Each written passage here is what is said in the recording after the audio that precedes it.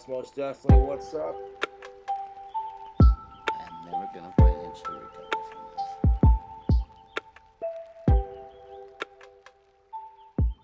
this. Good morning. Good morning, everyone. Welcome. I've missed you. I've missed you all. But it's okay now. It's safe. Sony can't hurt you anymore.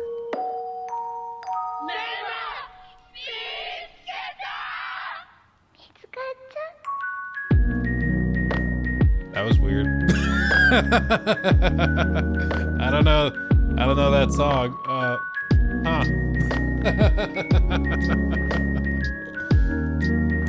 Okay.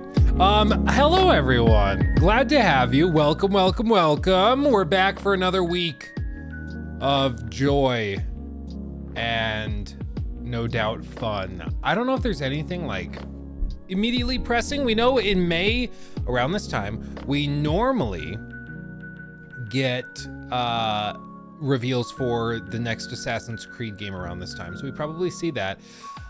I also think we probably hear some rumblings and leaks about stuff that's going to be revealed in June at like Summer Game Fest and all those places.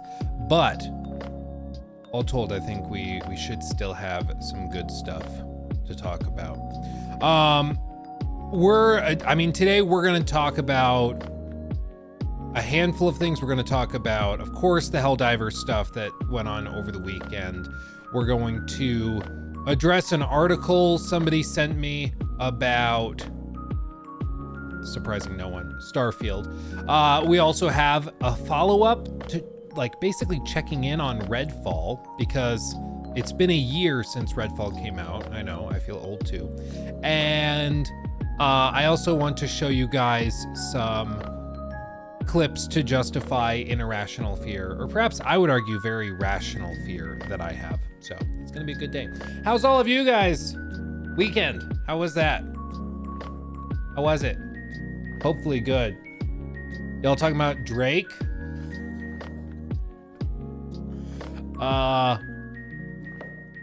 I will not pretend to know like anything of the drama with Drake and Kendrick. I've heard people talk about it. All I know is that like Drake's stuff was like, hey, you're a poo-poo face. But then Kendrick comes out and is like, oh yeah, well you're a PDF file. And like, it's like, oh my God, that escalated quickly. I mean, that really got out of control fast. It was crazy. Took my mom to an afternoon tea as an early Mother's Day gift. We loved it. That's wonderful, Katie Cat. That sounds lovely.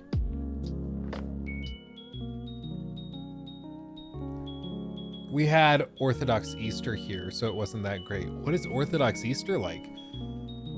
Is it just... Oh, it's one of the most commonly searched things. Sunday, May 5th. What's the difference?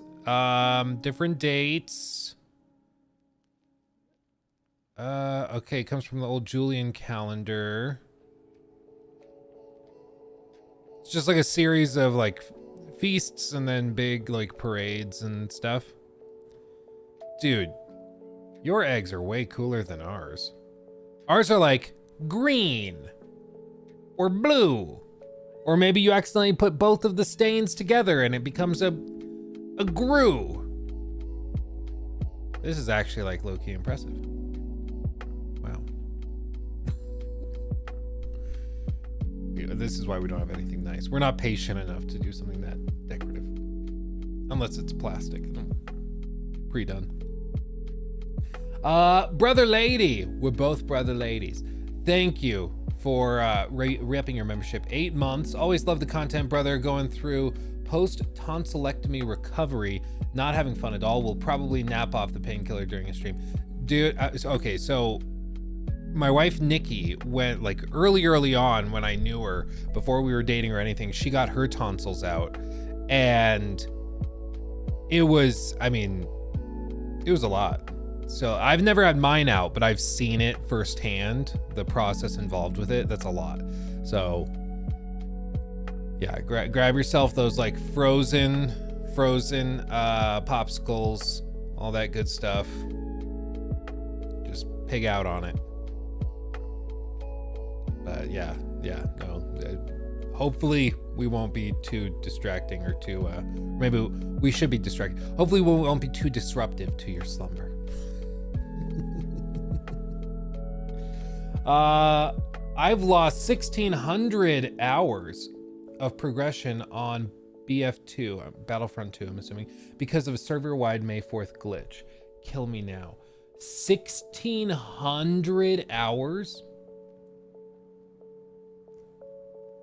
Dude. What would I even do if I lost 1,600 hours of progress in a game?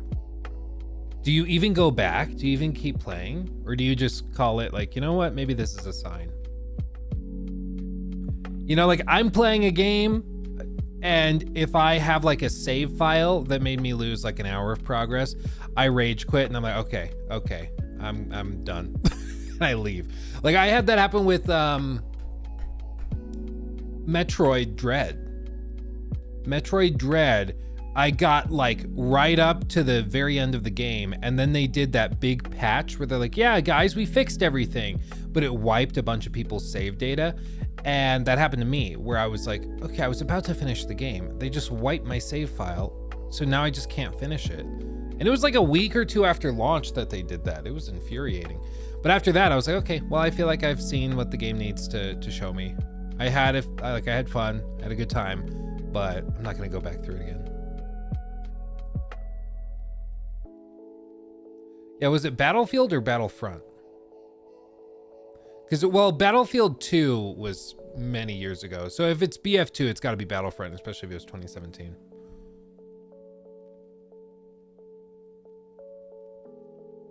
Imagine all that grinding when you open Suicide Squad and Joker's gone. Dude, that did happen for some people. They issued that patch that was supposed to fix everything, and it actually cleared their progress, even to the point where some people that grinded for the Joker, they lost access to him, which is pretty funny and also sad.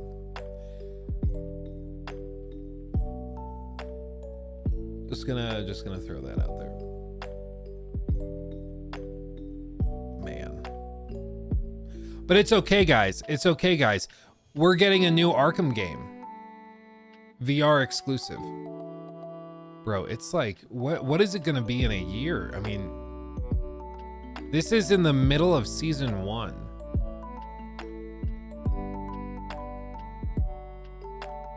It's unbelievable. It's just wild. You guys know I was very short on this game. I was pretty sure that this was going to be a bit of a mess and wasn't worth checking out. I was not a believer in this, but I did not ever think it was going to be this much of an implosion. I mean, it's wild.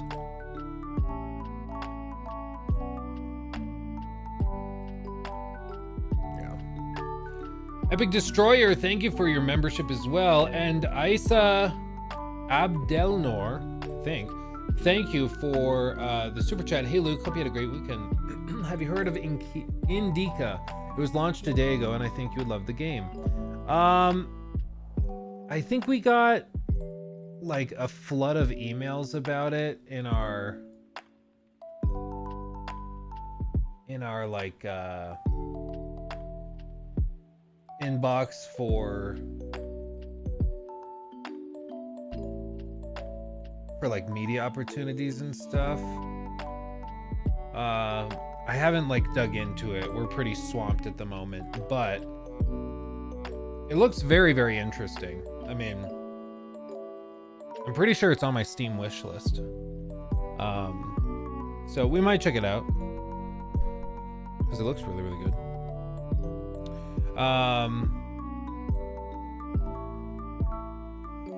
Oh, and Irox11, thank you for 9 months. Gee whiz. Any real reason to move from a 3080 Ti to a 40 series other than monkey brain like new stuff? Well, actually, I'm not a monkey. I was made in the... No, Honestly,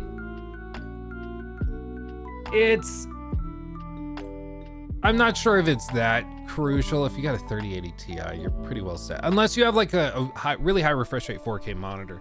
But like this 4090 is total overkill unless you have like 120 hertz 4K display. If you have anything less than that, it is total overkill. It also has like 24 gigs of VRAM, and I have never had a game go over like 8 gigs or 10 gigs. Like it never gets close to utilizing its full potential. So even for me, I would argue this thing's probably overkill, but if you're looking at like a 4080 or a 4070, there's some stuff that's nice, like the super sampling, upscaling you can do for videos. Like if you're watching a YouTube video, you can upscale it using basically DLSS, which is nice, but that's not super common that you'll need it. So I'd say honestly, just wait. The 50 series will be coming out at some point in the future. It will be a nightmare to get your hands on, but eventually that'll come. James Gunn's Superman suit got revealed. Oh geez. Is it bad? Is it cringe? Or is it good? Oh look, RTX 500 is trending. James Gunn.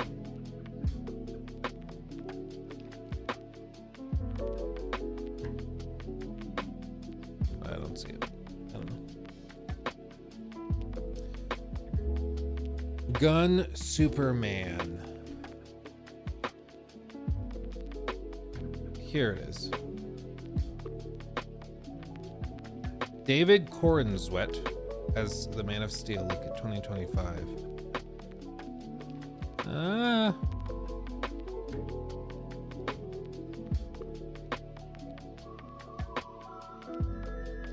I'm sure he'll do a fine job. He's no Henry Cavill. Hate to be that guy. Hate to be that guy, but it looks fine. It looks fine.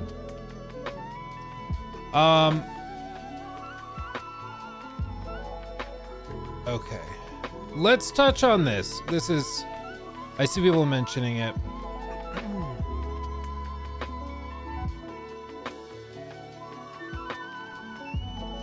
Where is it?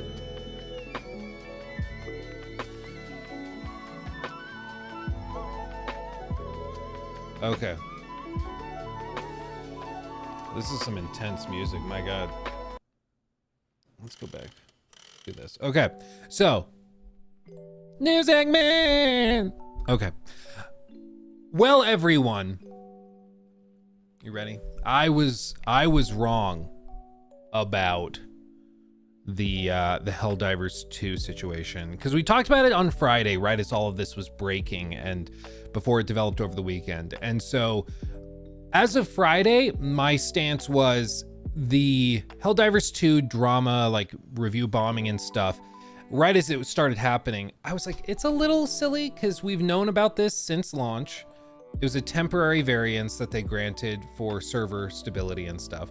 But we've known you would need to connect a PSN account for a while. So to freak out about it if you live in like the US, in my view, was just kind of silly. It's like, it takes 5 minutes to make an account. It's just what they do. Where there was a serious problem was for the people that lived in countries where you can't make a PSN account, because Sony still sold the game to people and took their money.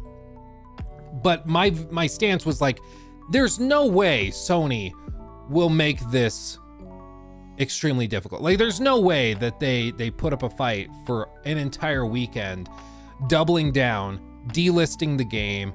There's no way they would do that. Surely they'll just walk it back pretty quickly for those people at least. But that's exactly, I mean, they did precisely the opposite of what they should have done. Sony all weekend was digging their feet in further and further and further. They even doubled down and delisted the game in 177 countries and territories that can't access the PSN or PlayStation Network. And it seemed like they basically sold people the game And then once they required them to log into the PSN, if they lived in a country where you couldn't do that, you just couldn't play, couldn't access the game anymore. People contacted PlayStation's customer service and asked them, oh, well, what should I do? Because I live in a country where you can't make a PSN account, but you're telling me for this thing I already bought and own, I need a PSN account. And Sony's own customer service reps were telling them to make accounts saying they lived in another country, which is against PlayStation's own TOS. And I understand some people say that like, well, I've done that for years. It's very common where I live. I get that it's very common, but it's kind of like one of those unspoken rules. And it's unspoken because it breaks PlayStation's terms of service. Like it's against the rules. They can ban you permanently and delete all of your account data if they catch you doing that. But their own reps were telling you to do it, which is amazing. It shows that they really had no idea the consequences of these actions. And to me, it's one of those examples of how like there probably was an executive that just said, no, we need the numbers boosted for PSN accounts, so just require everybody to make a new account, and did not think about any of the problems. Oh, Steam delisted, I see people mention. It's because like the game would be unplayable if you were not able to make the account. But I appreciate the correction. It's Steam that delisted the account, or the game listed in those territories and countries, not necessarily Sony. It's because of Sony's policy that they had in place, but it is Steam that technically delisted it. But over the weekend, people were like losing it, minds melting. The game at one point got to like 500,000 total reviews. 270,000-ish were from this whole like weekend period of people just mass downvoting the game, being like, this is like ridiculous. You are presumably selling people the game and then locking them out of it. And just all told, it's just a mess. But PlayStation at 10 p.m. last night posted an update, and they said, Helldivers fans, we've heard your feedback on the Helldivers 2 account linking update. The May 6th update, which would have required Steam and PlayStation Network account linking for new players and for current players beginning May 30th, will not be moving forward. We're still learning what is best for PC players, and your feedback has been invaluable. Thanks again for your continued support of Helldivers 2, and we'll keep you updated on future plans. We're sorry. We're sorry. I don't know why it would have taken them this long. Like all of this drama, all of this goodwill burnt just for some more email addresses on their list. Like it's crazy. It's crazy. But at the end of the day, it seems like they made the right decision, which is good. I never would have thought it would take them this long. I thought by end of day Friday, they probably issue an update and they're like, yep, so we realized this was going to lock people in various countries out. We probably should have realized that ahead of time, but yeah, we'll walk it back. I never thought they would put this, like they would fight this for so long, but they did. I expected Sony to be a bit more competent, but there we go. It took this many reviews. It took this for them to be like, oh, maybe we shouldn't. The other lesson is that PlayStation gamers don't tend to put up with the same crap, it seems, that console players have grown accustomed to. Because I think like with a lot of console players, there might be just some like, oh, well, whatever. PC gamers don't tend to respond that way. However, this immediately got people wondering, well, what about some other games? Because there's rumors of like a PlayStation launcher coming to PC. There's rumors of Sony basically doing their own, like whether they delist on Steam or whatever is currently unclear. I think it would be a huge blunder if they tried to do this. But there's been rumors and speculation also that Sony's going to come out with their own launcher and future games will only release on their launcher, which we all saw, like the people that like freaked out when they were just bringing games to the Epic Game Store launcher, which is, I'm sure, already way better than anything that PlayStation's put together. Because as we've seen for the last like 5 years, every time a big company tries to do their own launcher, it's not easy to do. It's surprisingly difficult to do a good launcher. But companies keep trying to do it. So whether Sony ends up doing that themselves remains to be seen, but it would not shock me at all. Especially given the current interim CEO is obsessed with margins. By his own words, he's obsessed with margins. And Steam takes 30% off the top of everything that's done on Steam. And for them to just make their own launcher, they're probably like, oh, well, we could just do that and then make way more money. Easy peasy. It's basically like a 50% increase in revenue just by cutting Steam's 30% cut. So we should just do that. And I think they will learn the hard way that that's the case. But in addition to that, people ask, well, we know of another game that's coming very, very soon to PC, and that is Ghost of Tsushima. That's coming. What is that going to look like? Is that going to require a PSN login? And Sucker Punch, eyeing the Helldivers 2 Backlash with a nervous flop sweat, which I've never heard somebody refer to it as a nervous flop sweat, but I kind of like that term, a nervous flop sweat, for like when a company is worried their game's gonna flop, which is just funny. A nervous flop sweat. They assured players that Ghost of Tsushima won't need a PSN login. Wow. For single player, which is better than I was braced for. I was like, no, they're just gonna, sorry about Helldivers 2. We're gonna require it from day one for other games. And it seems like they will for this game if you're gonna do any of the online stuff. In case you're not familiar with Ghost of Tsushima, it is primarily a single player game, but it does have a multiplayer mode as well. What's it called? Legends? Yeah, Legends Online Multiplayer Mode. And it says, just so you're aware, a PSN account is required for Legends Online Multiplayer Mode, and to use the PlayStation overlay, it is not required to play the single player game. And like, I'm glad they're bringing the multiplayer mode to PC for one, but I would fully expect Sony continues trying to push for this as time goes by. I think they're just going to be a little bit more discreet about it.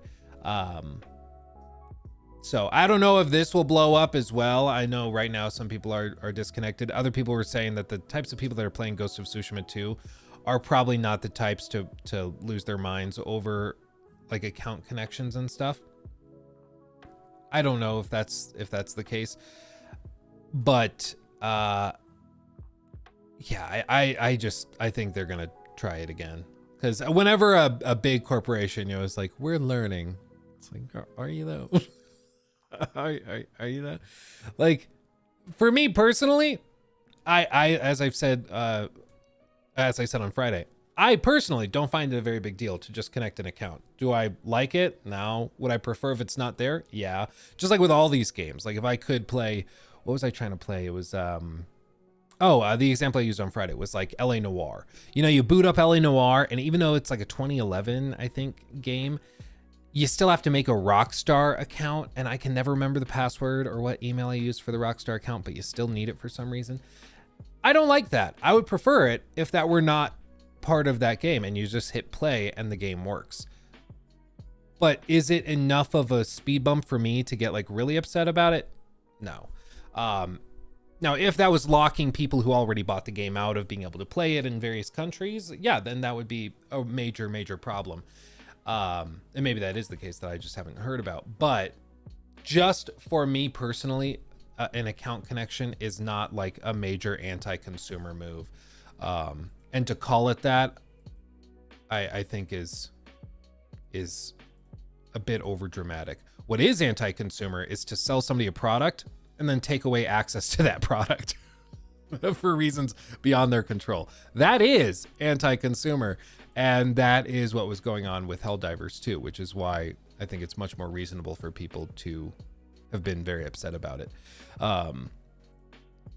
But you can play the games offline. I mean, at least when I was trying to play LA Noire, it was requiring me to connect to the Rockstar launcher. Even when I was trying to play it on my RG Ally, like at the airport, not connected to Wi-Fi or anything. It would just like pop up with a login window and then be like, oh, not connected to the internet. I don't know if there's a way around that, but at least for me, that was a problem.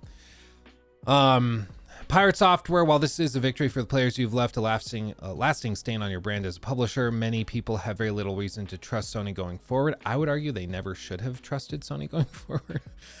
Moving the business before you understand the player base is never the right choice. Yeah, no, I mean, and this was precisely the thing. Like, the lack of forethought was stunning. The fact that they seemingly had no plan in place for players that bought the game already, that didn't have the ability to make a PSN account, was shocking. It was like that you would have thought would be the very first thing you consider, but they apparently didn't think about it at all.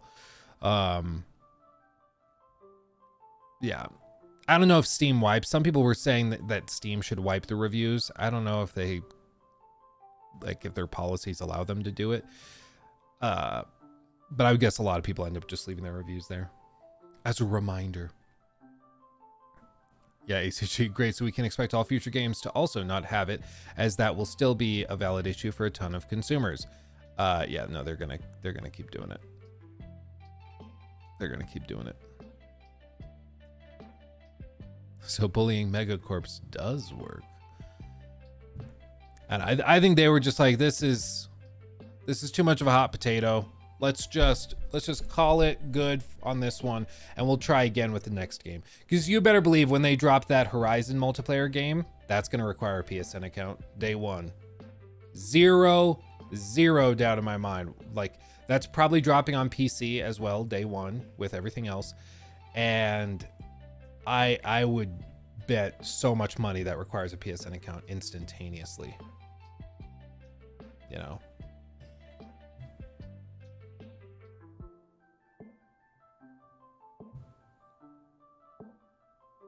Any launches that require online connection to play their games is just so unnecessary. I mean, as far as I can tell, it's almost always like piracy protections and connected to trying to prevent piracy in general. Because you're right. I mean, there's no reason for you to need for like a game like LA Noire, which is over a decade old. Very few people, I'm sure, are playing it on a daily basis. There's no reason for that to need to log into a launcher with an online connection and stuff. But it's just how they do it. Mr. Boogle, thank you.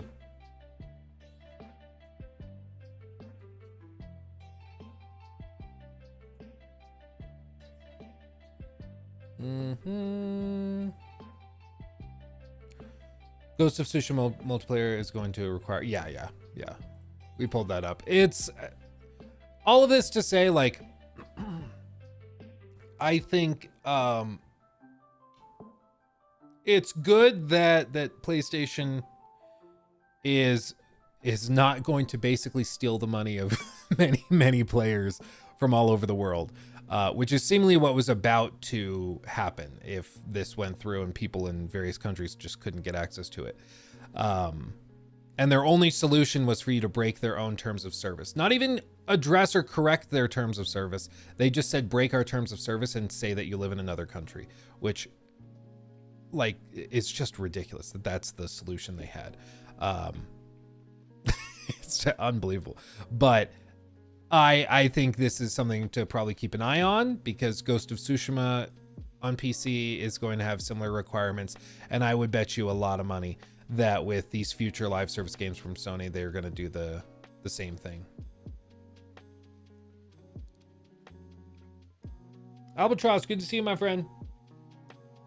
Gamers forgetting they're buying games from companies that have responsibilities to their shareholders.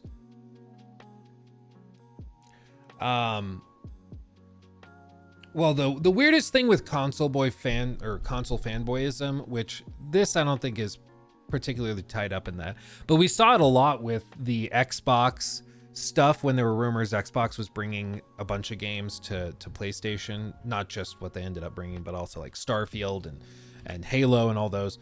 People started losing their minds, acting like we trusted them, we gave them our blood, sweat, and tears. And it's like, bro, you're talking about like Microsoft.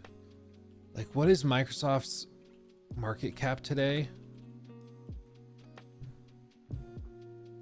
3.05 trillion.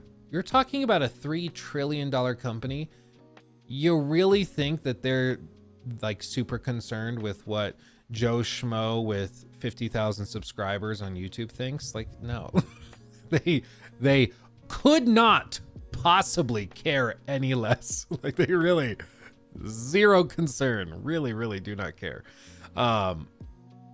You know, they'll smile and nod. They'll make you feel like they care about you and value you. But like, these are huge companies that are much more concerned with boosting those bottom lines. And for the executives, this is the other thing. Like, executives, their pay packages are tied up into stock. Like 98%, 99% of their inventory or their income is tied up into stocks, which is why when people hear like, oh, Elon Musk, for example, is pushing for like a $56 billion payday, people are like, wow, that's ridiculous. And it is a ridiculous amount of money. But some people imagine like a deposit to their checking account of $56 billion. That's not how this works. What he would get are stock options, usually to purchase stocks at a set price. That could be valued as high as $56 billion. Or some people will be like, it'll be worth $56 billion of stock if they just issue it to him. There's all sorts of ways that they can do it. But for these executives, usually most of their wealth is tied up in the stock that they own. And so like, say you're an executive at Sony and you just redeemed a bunch of shares of stock at like $75. And so right now, each share of stock is worth like $9.62 to you. If this price of the stock shoots up to like 97, that for you is worth twice as much. It doubled your paycheck, your payday for the whole year, basically, just because the stock went up by 10, 11, 12%. That little bit of an increase for an executive that holds a ton of shares of this stock can be massive. And that's why you'll have executives that sometimes are willing to do things that are harmful in the like short term to boost their short-term stock price, or harmful in the long term to boost short-term stock price, or vice versa. It's why usually executives are compensated in like really large schedules of share issuance. So you get, you know, in 2021, you pay an executive with stock in 2023. So they're incentivized to boost the share price over the long term. Sometimes that doesn't time out quite like that. Sometimes it's like, you know, you get down here and they know that they're going to get their stock package up here. So they start to make decisions as executives in the more immediate term. But with all this, it's just ridiculous to see them seemingly willing to burn a lot of goodwill for some extra emails and to be able to tell investors that they got PSN to grow, you know. I played with Phil once. He would never do me dirty like that. Exactly. Dude, well, but that's the thing. It sounds ridiculous, but there were people like burning their Xbox merchandise. And like there was that one guy that put his Xbox in his toilet and peed on it because he was so upset that they might bring Starfield to PlayStation. Like, at what point do you look at yourself? You know, you're standing in your bathroom, you put your console in the toilet, and you're about to just let loose with a golden shower, and you just pause, and you're like, am I being unreasonable right now? Is this weird? But apparently that just doesn't enter into the thought process. Like, at that point, I don't like making fun of, okay, that's a lie. I do enjoy often making fun of people, but I try not to make fun of people unless what they're doing is so patently ridiculous that it warrants it. And that's an example of a time where I was like, okay, you guys have lost your minds. Like, this is ridiculous. This is ridiculous. That anybody thought this was like a reasonable way to go is just insane. And then for the news to break later that it wasn't actually that big of a deal and that they walked it all back. It was just hilarious. Oh, it was so funny. Yeah. Oh my God. Yeah. I would have loved to see like the response from Phil Spencer and those guys when they find out they're doing what to their consoles. What? What? Okay. Well, it's like maybe we should send it to PlayStation. Maybe that's what we need to do. These guys are losing their minds. This is ridiculous. Unbelievable.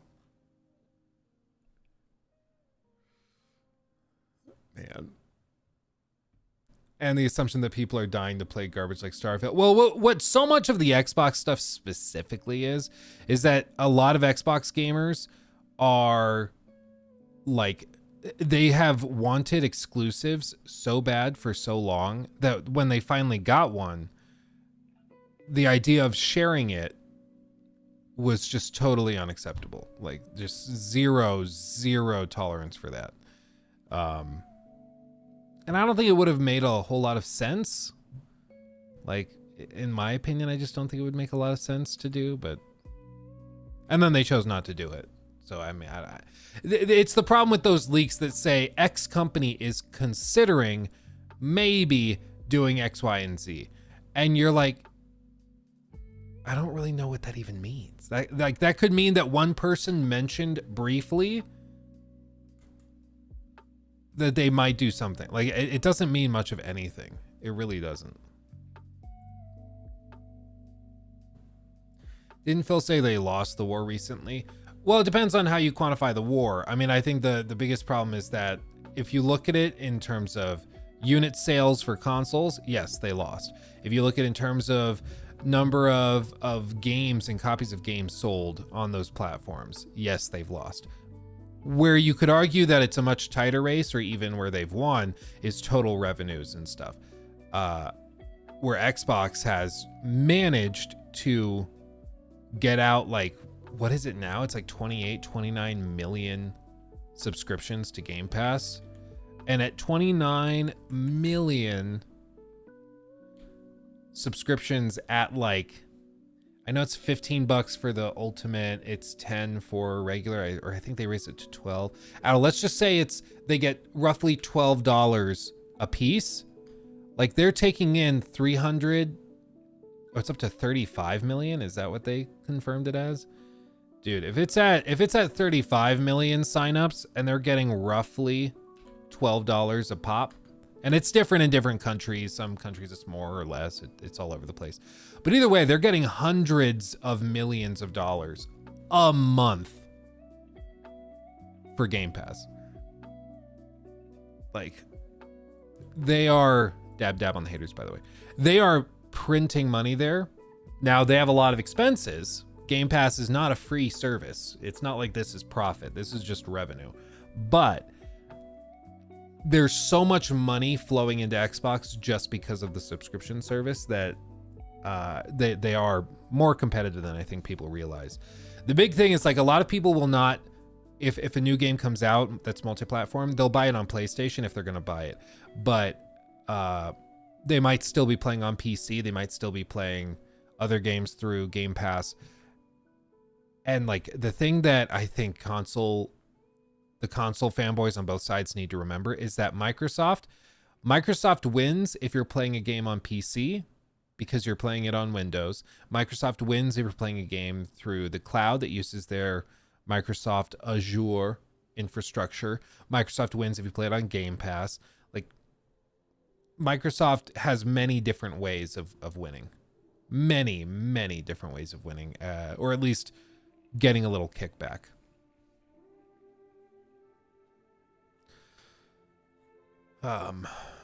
They have their hand in a lot of pies, basically. Many pies.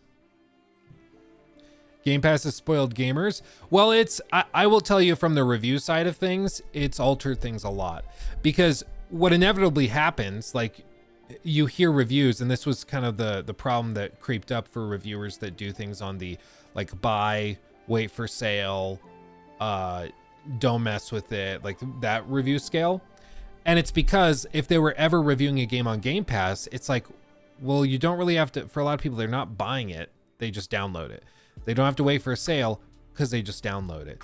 And then never touch it again. It's like, well, you could just try it because you just download it. Like, all of a sudden, it's not that easy to put that type of label on it.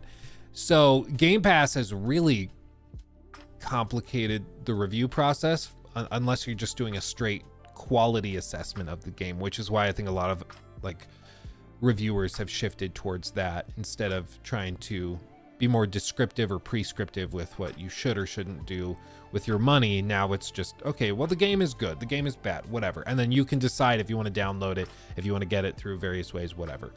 I mean, what's funny is in this Todd Howard interview that's on my my homepage, in that interview, when he was asked about like the launch of Starfield and the response to critics and stuff, he said, oh, well, we were just blown away by the sheer number of players. There were more players than ever enjoying the games and playing it. And it's like, all of that's true. A lot of it's probably Game Pass, but for a lot of these devs and companies, it's just about player counts. Like, that's what gets them really excited. Does Xbox even care about trying to make a profit right now? Aren't they in that Uber-esque growth at any cost stage? No. Apparently, the money for Game Pass acquisitions has really dried up. It used to be that kind of like early days of Netflix streaming, where they would just throw money at anybody to make a Netflix show. Like, you remember the South Park episode where they're just like, oh yeah, we're totally going to make a TV show and we're going to go to Netflix and they're going to give us $50 million. That's how it kind of was for a while, is that they would just throw money at you. Now it's different. They're trying to cut costs and all of that. And Phil Spencer has done interviews about it where he said he's got a tough job to do because he's in an industry leading one of the big three, basically. But he's facing down an industry that's shrinking this year. People are spending less money this year than they did last year on games, and that makes it really hard to make investors happy when you're like, yeah, the industry's shrinking and we're not totally sure why. You know, like we're not totally certain, but it's getting worse. Yeah.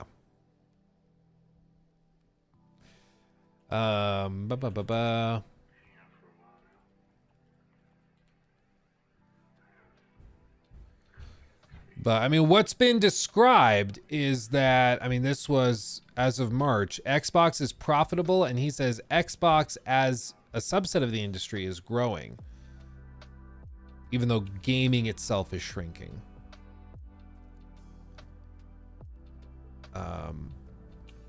Yeah, we're a business. I said over and over, I don't get any luxury of not having to run a profitable, growing business inside Microsoft. We are that today. And we are that today.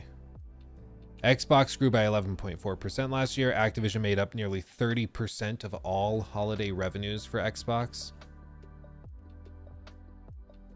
During a 2022 Wall Street Journal live event, Phil Spencer said Game Pass itself, so not just Xbox, but Game Pass was profitable.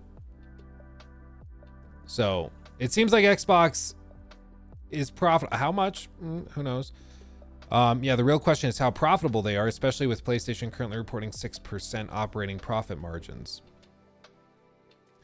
He also gave out specific figures that let us calculate Game Pass revenues. In 2021, Game Pass made between $1.258 and $1.887 billion. In 2022, it could have made between $1.87 and $1.88 billion. In 2023, Spencer reiterated Xbox's profitability during a Giant Bomb at Night interview. Game Pass is profitable, Xbox is profitable. I've said it's sustainable, but people ask me what I mean by that.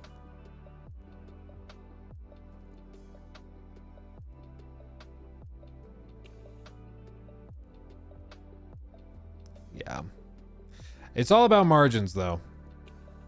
Because if I buy something for $1 and I sell to you for $1.01, I'm technically profitable. Barely, but I'm technically profitable. That's basically where PlayStation is right now. PlayStation at this stage in the generation, according to analysts, is supposed to be at like 20 to 30% margins. So they buy it for $1, they sell to you for $1.25, $1.30. That's where PlayStation should be. Instead, they're selling it to you for $1.06. And that's a problem because they should be doing, PlayStation specifically should be doing a lot better. For Xbox, they just don't disclose those numbers. We don't really know exactly what those numbers are like. So it could be similar. It could be in that like 6% range, 5 to 6%. It could be higher. It could be 10 to 20%. We just don't know. Then you look at Valve, and Valve is like 1,000%. Like Valve is a money-making machine. It's outrageous. Sustainable, so barely profitable. Yeah, it's sustainable for now, which many businesses are sustainable and are still multi-billion-dollar companies, and people invest like crazy and tie their life savings up into it. It's just a matter of whether there's a long-term plan. I think Xbox is set up to grow a lot more currently than I think PlayStation is, just because Xbox has acquired so many freaking studios. If Xbox can solve the one problem, which granted is a big problem, but if Xbox can solve the one problem of just making good games with your world-class studios, they will start printing money. Like it won't even be fair. Like it will be ridiculous. Yet somehow to this day, they have spent tens upon tens upon tens of billions of dollars on acquisitions, and they still can't reliably get high quality Game of the Year contenders out the door. And if they can ever solve that, Xbox will be a force to be reckoned with. But that's been the big problem for them so far. Very, very difficult.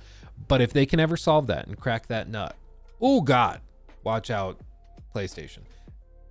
But everybody assumed that if they were buying like ZeniMax, then they buy Activision, like, okay, yeah, no, surely they'll just figure it out. But then they drop games like Redfall, you know, thinking that that was going to be received super, super well. And you're like, what? Jesus.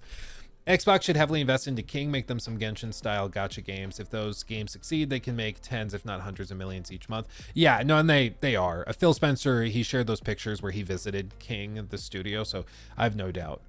I have no doubt that they'll figure it out.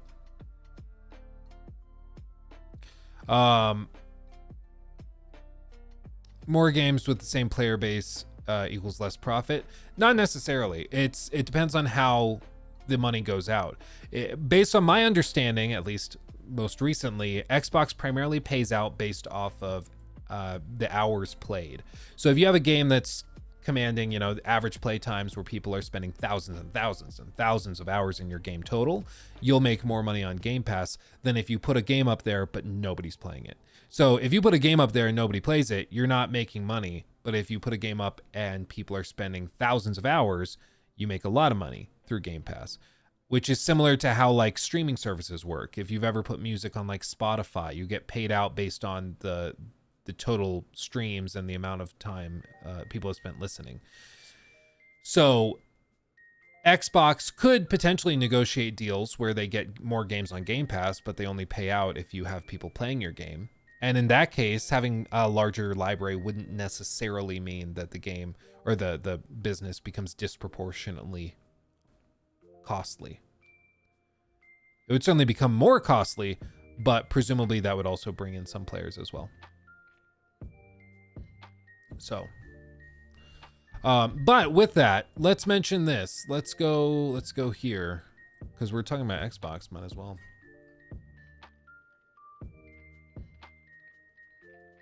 Dudes, by the way, I live relatively close to like some farmland. You know, I don't live out in like the boonies or anything, but I live relatively close to a large like dairy farm.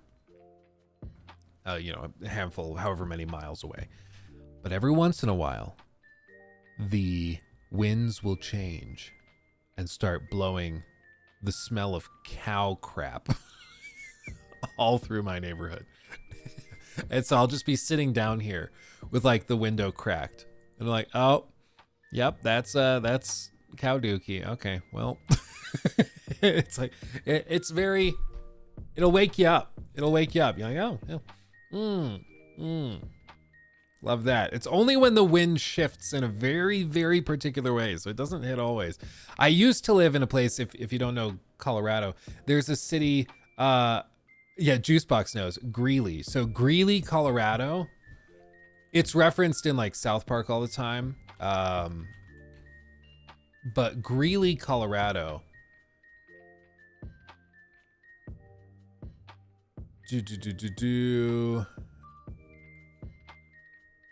Yeah. So Greeley, Colorado is like this big town. It's very, I'm trying to think of how to describe Greeley. It's because it's like parts of Greeley can be really nice. Okay, there's certain parts. Basically, there's a portion of Greeley that is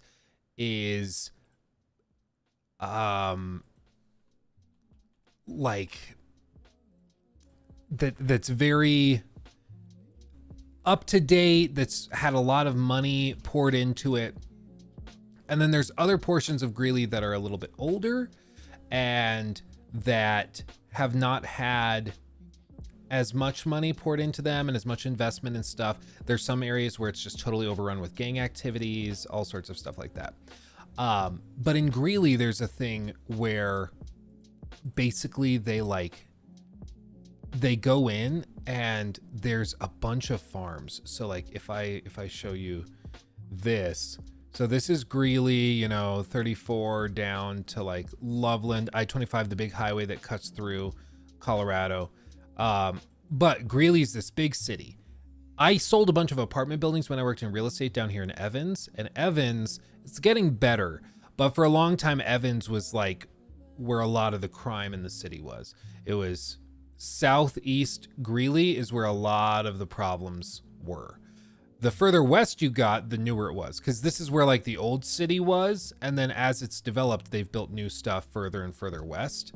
And so all this stuff over here is really nice, and there's a lot of money over here. Very, very nice. But the further east and south you get, the more run down it becomes. This is where I was selling a building, and I told you guys about this a long time ago, but we were selling a building like down here. And it was like there were squatters, there were all sorts of problems at that property. But I'm there with a police sergeant because we had to have a police escort when we were when I would tour the building with potential buyers. And it was just a 6-unit apartment building. It was like a $700,000 property. It was a very small deal, all told. But I was just standing out there with the sergeant while the buyers are walking through the building. And he's like, yeah, just the other night we had a murder over there. He points like across a field, maybe like 100, 200 yards away. Just like, oh yeah, just over there, there was like a murder over there. He's like, there's also a drug kingpin that moves around vacant units in these.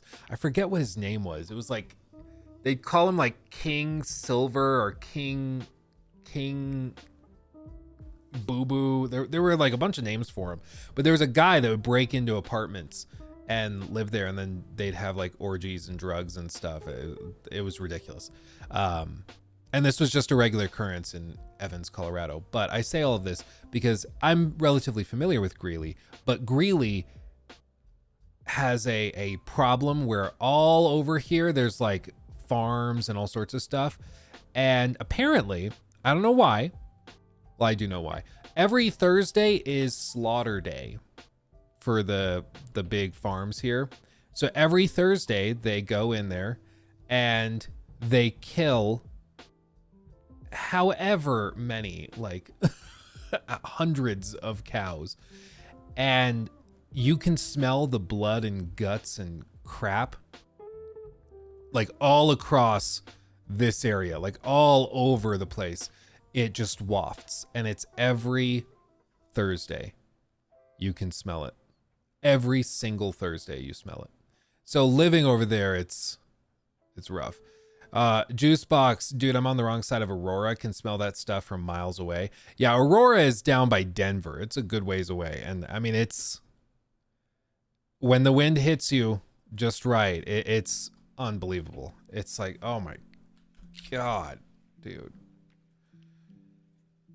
Greeley's one of those cities that is a lot cheaper to move into if you're looking for like a house, your first house or something. So a lot of people check it out, but people will move from out of state to Greeley, And a lot of people, this is the sneaky thing, they will like tour a house when they don't have work. So they'll go and tour a new house on a Saturday, and then they love it. And so like, okay, yeah, no, we'll do the inspection. We'll have the inspector go out there. Okay. And a lot of inspectors go out on Mondays so they can make the reports through the week. And then they're like, okay, yeah. And we'll do closing on a Friday. Okay. So these new buyers that are from out of the city or out of state even, they come only on like the weekend or on a Monday, and they just happen to miss Slaughter Day. And so they move in over a weekend. They have a great first few days, and then Thursday hits. And they realize that they've totally missed what is potentially one of the big problems with living there, which is that your house value actually drops on Thursdays specifically, which is crazy. Yeah, Slaughter Day doesn't fall under full disclosures. Yeah, no, and once you live there for a while, you do get used to it. People just like get used to the smell, and it's whatever. Just like if you've ever lived on a farm or near a farm, you know, it's whatever. Yeah, then you see King Boo Boo, and that's the thing. Why on a Thursday? I don't know. It's got to be some day. You got to pick a day for slaughtering. I guess Thursday is the slaughter day. Yeah. You have to go ask King Doodoo. Yeah. But just imagine you're like all excited to buy a house and it seems like a perfect fit. And you're like, I don't know why this is so much cheaper than the city 20 miles to the west. And then you go there on Thursday and you're like, oh, this is why people are willing to spend like an extra $80,000 on their house to not live near the slaughter. Yeah.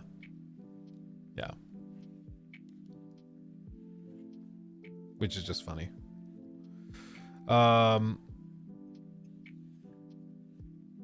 Okay.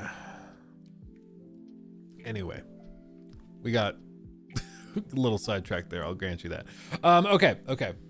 Let me go here. Wombatter, also thank you. 1,000 bits. Gee whiz. Thank you. There goes that property value. Yeah, dude, for real. I'm from the South and that's a normal day. Yeah, I think a lot of people move to Colorado from like California. And so they're used to like the crisp ocean breeze. And then it's like, oh God. And then it hits them and they're like, oh, wait. Oh no, we missed the memo. But it's one of those things you don't know until you know. You just don't know until you know. Yeah. Okay. Well, we've talked a bunch about all that. I moved to Denver from NYC, so it's an improvement actually. Oh yeah. Big cities, dude. Back when I worked in Denver, I would drive through this very particular street in like downtown Denver, and it's where for whatever reason the homeless people would just pee on the side of a building. Like that's just where they would go. And it would creep its way through like the AC of the car. Like every day you get to that part of the street and you hold your breath because it was just rancid. Ugh. In fairness, every day is Slaughter Day in NYC. Well, it's like Casey Neistat. I remember him saying in a video, he's like, yeah, you don't live in New York City. You survive in New York City. He's like, you're not living and thriving here unless you're like a billionaire. Otherwise, you're just getting by, you know? Hey, look, bring back news segment with Echo. Oh, Mike Dememe, I could do that. Thank you. Hold on. Which one's Echo? Boop, boop, boop. Okay. News segment. Booyah. Okay, so we've been talking all morning about Xbox and various things with them and their business practices. But basically the recap for all of that is just Xbox is primed to print money and to dominate the industry if they can solve one little problem. And that little problem is how on earth do you have at this point, probably close to $100 billion worth of studios under your belt. And yet they can't seemingly figure out how to consistently release quality games. It's amazing. And I mean, it makes you really appreciate like PlayStation, who is able to pretty consistently from a series of studios drop Game of the Year contenders. Like, we all kind of know whenever Naughty Dog drops their next game, it's probably a Game of the Year contender. Whenever Santa Monica Studio drops their next game, it's probably Game of the Year contender. We just understand this, right? And Xbox owns so many amazing studios, very talented devs, and amazing IP as well, that surely they could pull this off if they could just figure it out. But they still struggle. Even to this day, they'll have something huge like the Fallout TV show, and they seemingly have nothing planned for it except for a next-gen update that's 4 years too late for Fallout 4 that happens to break the game for a lot of people. So it's just shocking. But this brought up a topic of a game that just recently saw its 1 year anniversary. And it's a game that has still not delivered on its $100 premium edition that people bought and are still waiting for new fulfillments on. And that is, of course, Redfall. Now, Redfall, as you can see, the anniversary comes and goes as those who bought the $100 edition still wait for promised DLC. This, real quick, can you buy Redfall on Steam? What's Redfall's player count at? Because I can check on, yeah, you can. 45 players are in game right now. Watch out, Suicide Squad. We got another player in town. Oh, baby. So I'm kind of surprised it's even this high, but there's that. So a year after launch, they are in the double digits for player counts, which is quite amazing. But they still owe people fulfillments on these premium editions, which, bear in mind, they still sell. You can still buy the premium edition of this game. So let me see if I can pull where the store. So you can go in here and yeah, I mean, they've got the Bite Back edition still listed for sale for $100. And bear in mind, what does this include? It includes the base game, an Engineer Remy outfit, Northern Expedition, Divine whatever outfit, War Clothes Layla outfit, Ice in the Dark Jacob outfit, Laser Beam multi-weapon skin, Tactical Knife stake weapon attachment, Redfall Hero Pass, which will allow you to play as 2 future heroes. 2 future heroes. Now, to this day, there's been almost nothing done with the game. Like, almost nothing. It's been all this time and there's been effectively no improvements made.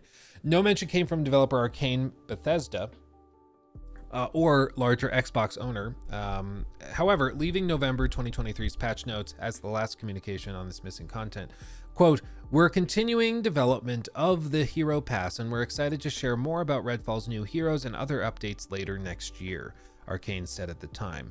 IGN has reached out for them to them for comment.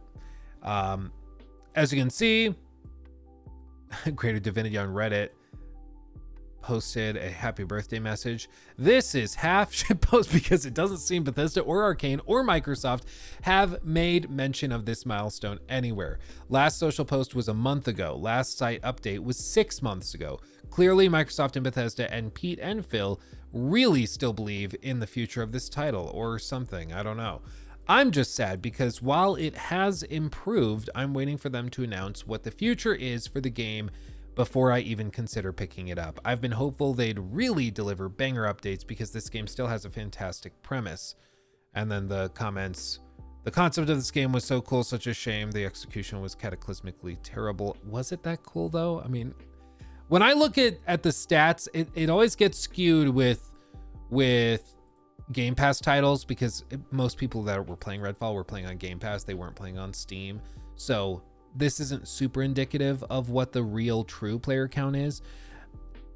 So honestly, like when you factor in Game Pass, this number could easily be well above, 200, 300, 400 people, which would put it even above where like Suicide Squad is at. But when I see like this peak I just think people just weren't interested. I don't think that, and granted, it got some very negative press leading up to its launch, but I just genuinely don't think people were that interested in the premise.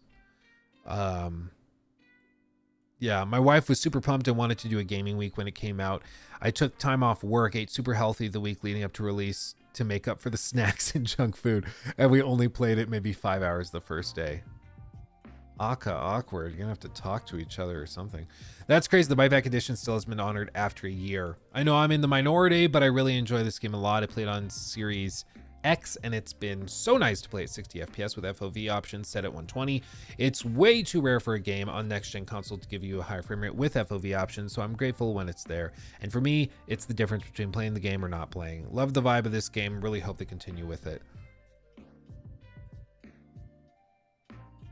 Yeah, man, WTF, I thought they would put out like a nice update with heroes or something.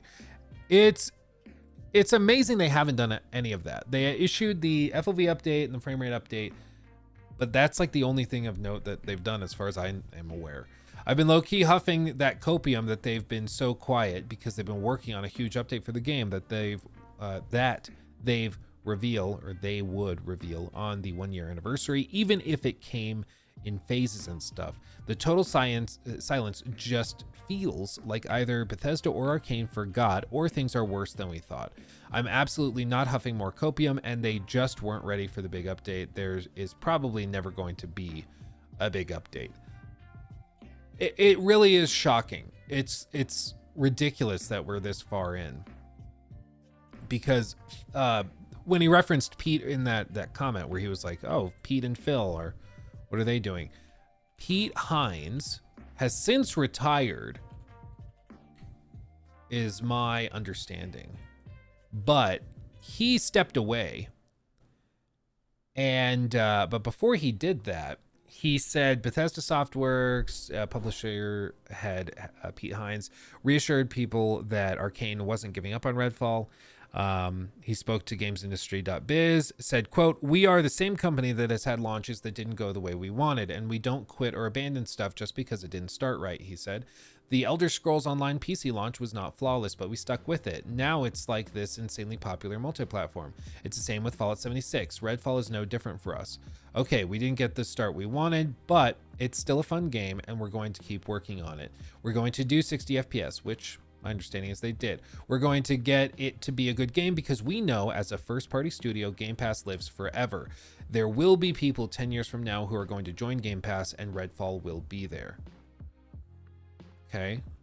Earlier this year, Bethesda promised that the 30 FPS capped Redfall would receive an update at a later time with the 60 FPS performance mode added. In June, it got its first major patch that included gameplay, AI, UI, multiplayer, combat, and other incremental improvements, but was still missing the 60 FPS upgrade. No word on that yet, when that will be live. Did they not add it? I thought that other guy just said they did. Redfall. Yeah, I think they did. Yeah, 6 months ago. Yeah, I was like, I could have sworn we did a video on it too on the main channel. So they did add 60 FPS. They figured that out. So that's cool. That's cool. Yeah, Redfall update game has only received 3 post-launch updates. Last one was in June. It maxes out at 30 concurrents on Steam. Players still desperate for promised 60 FPS mode. Bethesda says it hasn't abandoned it. Fans hoping for a spooky surprise in October. Yeah, and they've just... it seems like it's a skeleton crew that's working on the game, which is why it's taking so long to get anything done. But again, they're supposed to have 2 playable characters added to the game. Like, this was supposed to be monetized very similarly to Suicide Squad, where they were doing these like seasonal updates where you get a new playable character and new missions and all sorts of new content. It's just shocking that not only did they not seemingly have anything prepared, but a year after launch, they don't have anything. Like, they got 60 FPS and that's about it. A year later. Like, what was going to happen if this game had gotten a pretty good reception, if people had played a lot of it? Like, what what would have happened? It's crazy. I guess Microsoft can't afford to keep this game alive for some reason. But is it even really alive? Like, it's gotten a 60 FPS update. They haven't honored like the extra DLC stuff. And maybe they do drop in like the summer. Maybe we get like a trailer in June for a big like update for Redfall, and it's a total reworking, and they're like, yeah, and we're rebalancing everything. New playable characters are going to be available, and new missions, all sorts of stuff. Maybe they do that. I hope that's what they do, but they got to do something yesterday.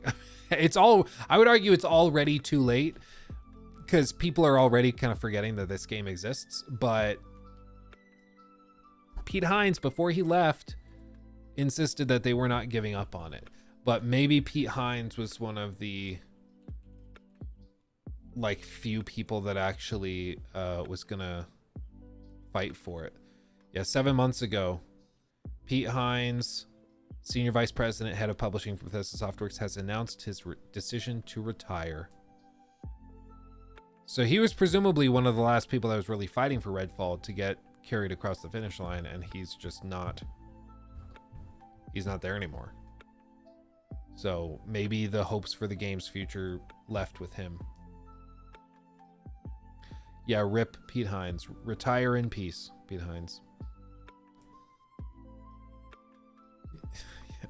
Yeah, it really sucks because the anniversary was the perfect time to release something, like anything.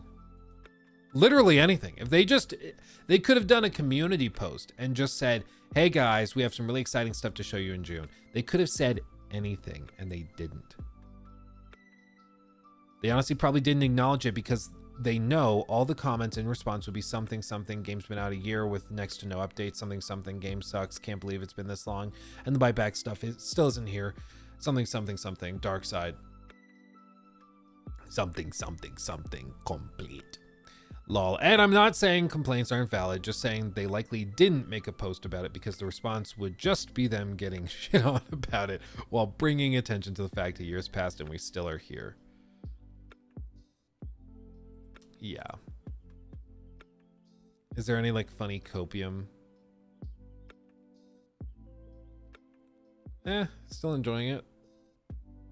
That's good. New DLC confirmed. Oh, new build called DLC 1 on SteamDB. So I'm thinking about 2 DLC, one for each character with some new gear and maybe some other stuff, new enemies, perks, events. And then the mod says it's not new. It's been there since launch. It gets updated periodically, though. Well, they say they're doing it. I do think that they do drop something, because I think if they were going to dump it, they would just dump it. And they have done intermittent updates, but it really seems like it's a skeleton crew. I don't know if it's like a dozen people working on it or something, but it's pretty clear if they planned on having like 100 people working on this game or 200 people working on it when it launched, and they're like, yeah, when it's successful, we'll get, 200-300 people working on it. It'll be great. And then when it was just a disaster, they probably pulled everybody off of it. That's that. Microsoft's too busy making PlayStation ports. Well, I'll tell you what, those PlayStation ports have made a hell of a lot more money than Redfall ever did.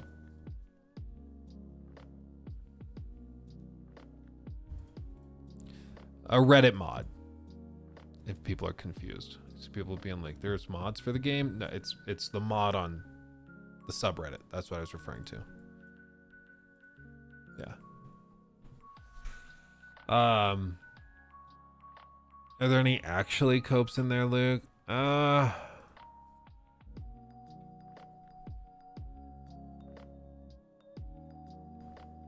mean, some people hopeful for it. Game isn't a gem, but I had fun playing it. Enormously improved, but considering its starting point, that basically gets it to just about playable. Yeah, it's gone from a 3 out of 10 to a solid 5 out of 10. That's the problem, is like when you start so low, any number of major improvements are just like, okay, well, it still sucks. It still is something you shouldn't buy, but it's better. And that's where you're at with a lot of these games that you go back and revisit. Like I was hoping that they'd fix it, but it went from horrible to less horrible, or just now it's not horrible, it's just pretty bad. It's like, that's still not worth playing. The thing with video games is like, if the core is rotten, there's not much you can do to save it. Like if there's one bad egg in the omelet just needs to be thrown out. It just doesn't work anymore. And you can do some patches, you can try to do stuff like that, but it's really, really tough to save something that started really rotten. It can happen. I would say No Man's Sky, you know, is an example of them digging that thing out of a bit of a trench. But even No Man's Sky was a concept people were stoked about. People were thrilled at the idea of that game, just the very concept of it. But like with Redfall, I don't think the hype was anywhere near that level, you know? In a weird way, people were still rooting for No Man's Sky. I don't think anybody's really rooting for Redfall. I think people just don't care. And the worst thing for live service game is for people to just not care. At least if you care, you're going to go back in and try it. You might go back in with your friends and check in every once in a while. At least you're playing it. You're going to give it a chance. With games like Suicide Squad and Redfall, people just they just genuinely don't care. And for those people and for those games, there's just nothing you can really do. Yeah, and I also think that for No Man's Sky, the game was, I agree, Brad. I think it was lacking content. It was also lacking a lot of the things that were promised, but also just in general, the game, like, I think expectations for the game were wildly out of whack, which is a lot of it. Yeah, Yarmoth, thank you for the 5. We did it. Helldivers Freedom won this day. Sony can have a hot cup of liberty. Yeah, I think they gave up on Helldivers. They're seemingly still requiring it for Ghost of Tsushima if you want to play any of the online stuff. And there's also rumors and speculation about a Sony launcher, about all sorts of stuff that they're doing. So I think that they just chose to coalesce on this one, but or rather give up on this one, but I think that they're gonna try again later. Yeah, another effing launcher. Well, yeah, I mean, the current guy that's leading Sony is, by his own description, he is obsessed with margins. And so for him, he's like, oh, I can potentially make us 60 or like basically 50% more revenue by cutting Steam out of the equation. Ooh.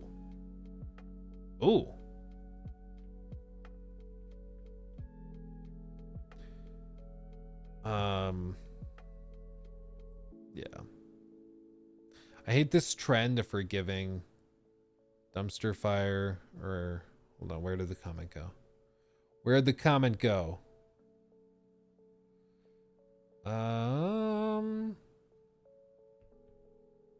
Was Starfield almost in don't care territory? No, in my experience, one of the great bellwethers for it is whether like videos and discussions on those games do well. And Redfall was fascinating for people where they just like the dumpster fire. Starfield, for the first few weeks, people were playing it and were having a good time. They liked talking about it, but they did like all of that. With games like Suicide Squad, Redfall, and Starfield, though, now, after launch, after the kind of dust has settled, it's gotten now into a point where they're what I call lolcow games, where people still enjoy talking about them, but for ironic reasons. You know, they don't enjoy talking about it because the game is so good, they just want to talk about it. They like talking about it because they just like exploring how horrible it is, you know? It's a small distinction initially. Like, okay, well, they either don't like talking about it or they like talking about it. But in this case, they like talking about it for ironic reasons. It's a small but subtle thing where people generally stop playing the game, but they're not playing the game, but they still like talking about the game. It's weird. It's weird, but it does just kind of happen that way.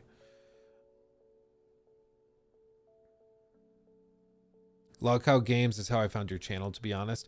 Yeah, I mean, and I don't think there's anything necessarily wrong with it. If anything, it kind of makes an example, a bigger example of those games that are wanting to make content on them. And it's like, you know, people will point it out. They'll be like, why are you still talking about Redfall or something? And it's like, because I don't think you should necessarily be able to release something like Redfall and just have everybody forget about it and just move on. Like, Redfall was ridiculous. They still took $100 copies of games. They sold that to people.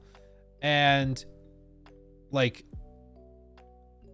they haven't done anything to deliver on it, you know? Like, they still have not delivered it. It's wild.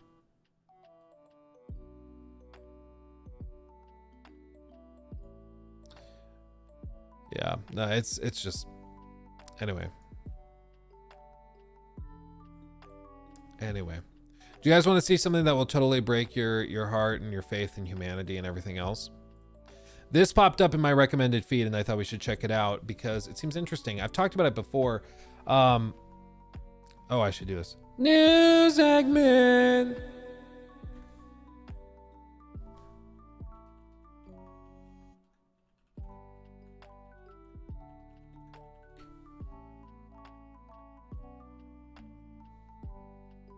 Yeah, this will blow your mind, okay, and make you really depressed.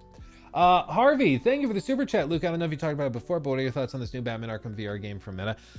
My stance is that it will be probably a fine game. And it's like, especially Meta, they've done a really good job of picking games. Their other big pick, Asgard's Wrath, is a 10 out of 10, and I stand by that too. I mean, that game is phenomenal, and you can play that whole thing on your Oculus Quest VR, which I have down there charging. I freaking love it. If you've not played Asgard's Wrath 2, it's fantastic. But that being said, it's not where I would have liked to have seen the Arkham franchise go. I would much rather them do like an actual Arkham game, but that seems to be where Warner Brothers is at with the franchise. A lot of people also seem to think that it's just Rocksteady has been forced to do all of this, though. But it's important to note that Rocksteady presumably, or reportedly rather, chose to go live service. They finished Arkham Knight and they chose to work on a live service game after that. So it seems that this was Rocksteady's choice to go this route instead of sticking with single player like adventure games. And now, you know, they made their bed and they're going to rest in it probably forever. So it's unfortunate, but it just seems to be that's the only Arkham game we're going to be getting for a good long while. So it's something, I'm sure it'll be fine, but it's not what I was looking for, honestly. I'll try it because I like VR games. I like Batman stuff, but it's not what I was hoping for personally. But okay, let me show you this. So, news segment.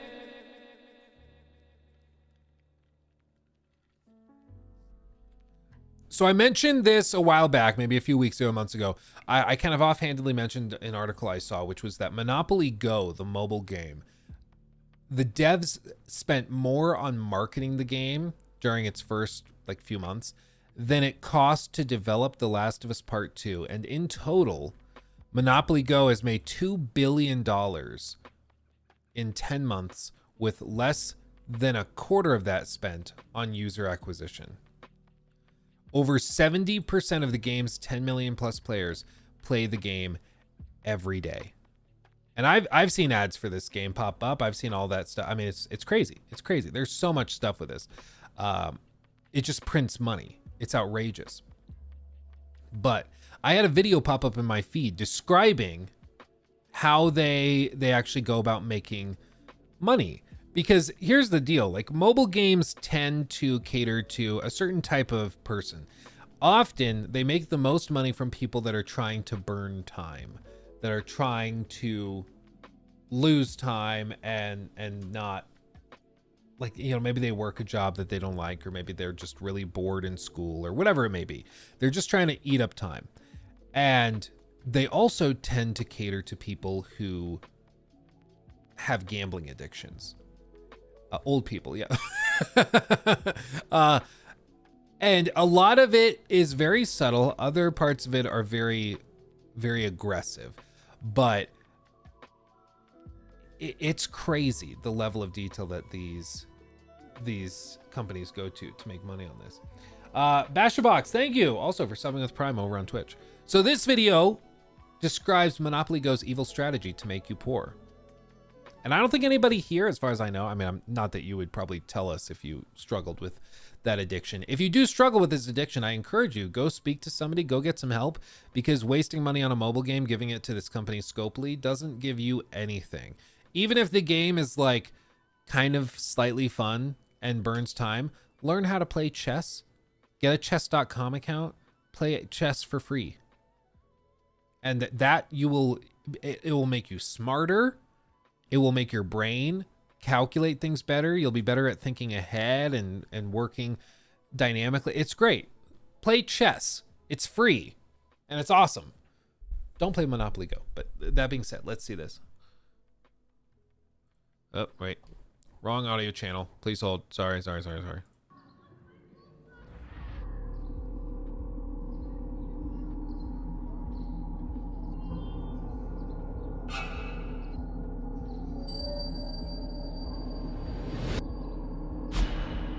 In a world of illusions and temptations lies a silent predator that promises you connection but thrives on deception. Monopoly Go, the latest mobile game app of the classic board game, so it seems. The industry hails it as a phenomenon, as this free game made over $2 billion in under a year. But this staggering amount didn't come from game sales, but instead from its nearly 8 million daily players, or payers, spending money inside of it. They don't know that this board game is in fact a cunningly calculated system designed to hook and deceive. This isn't just a tale of a mobile game. This is a story of millions of players not realizing that beneath this phenomenal board game lie the mechanisms of a casino gaming giant. Yeah, it's pretty crazy. I'm gonna link this video in chat for everybody. I want you to go check it out yourself, and I'm gonna press this button and send it to you over there. This is from a creator by the name of Belinda Erkon, I think, and seems like a lot of effort has gone into this. So let's show her some love.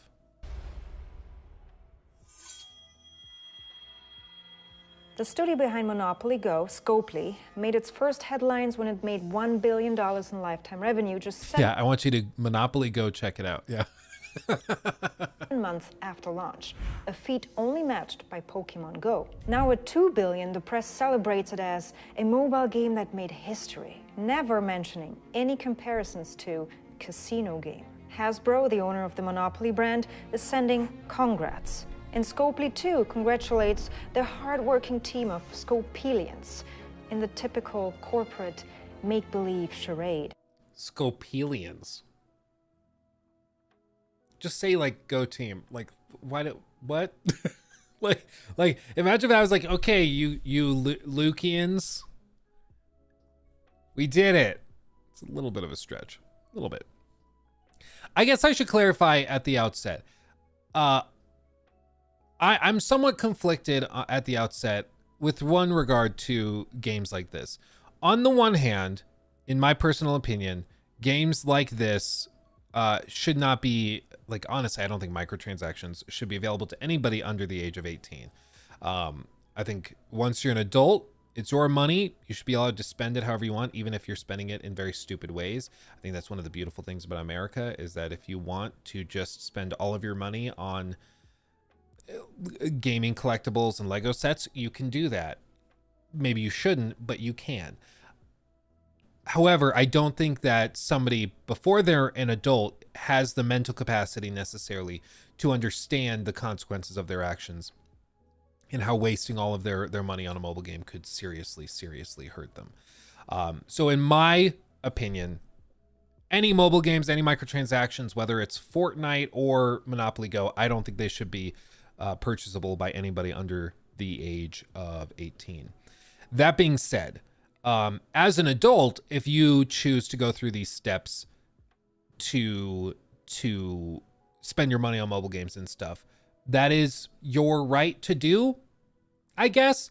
My problem, like, there's a difference between whether I think something should be like illegal and whether something should be, or whether something is like unethical or slimy, right? Like, you can legally go to a casino. I think that that's perfectly legal to do. But I do think some of the things, like I just saw the other day a video of somebody at a casino where they supported you transferring money from your bank account to the slot machine without having to get up or do anything. You could directly transfer from your bank account into the slot machine without having to stand up. Like, it was crazy. And for me, that is like, I'm not sure if that should be illegal, but it's definitely slimy, you know, like that distinction.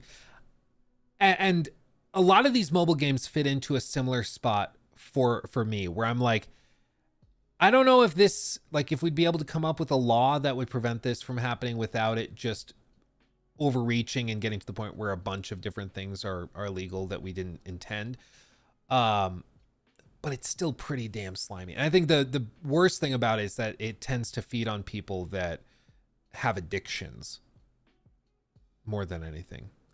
Booze Man Jack, is that guy that has that like crazy addiction, like that gambler streamer?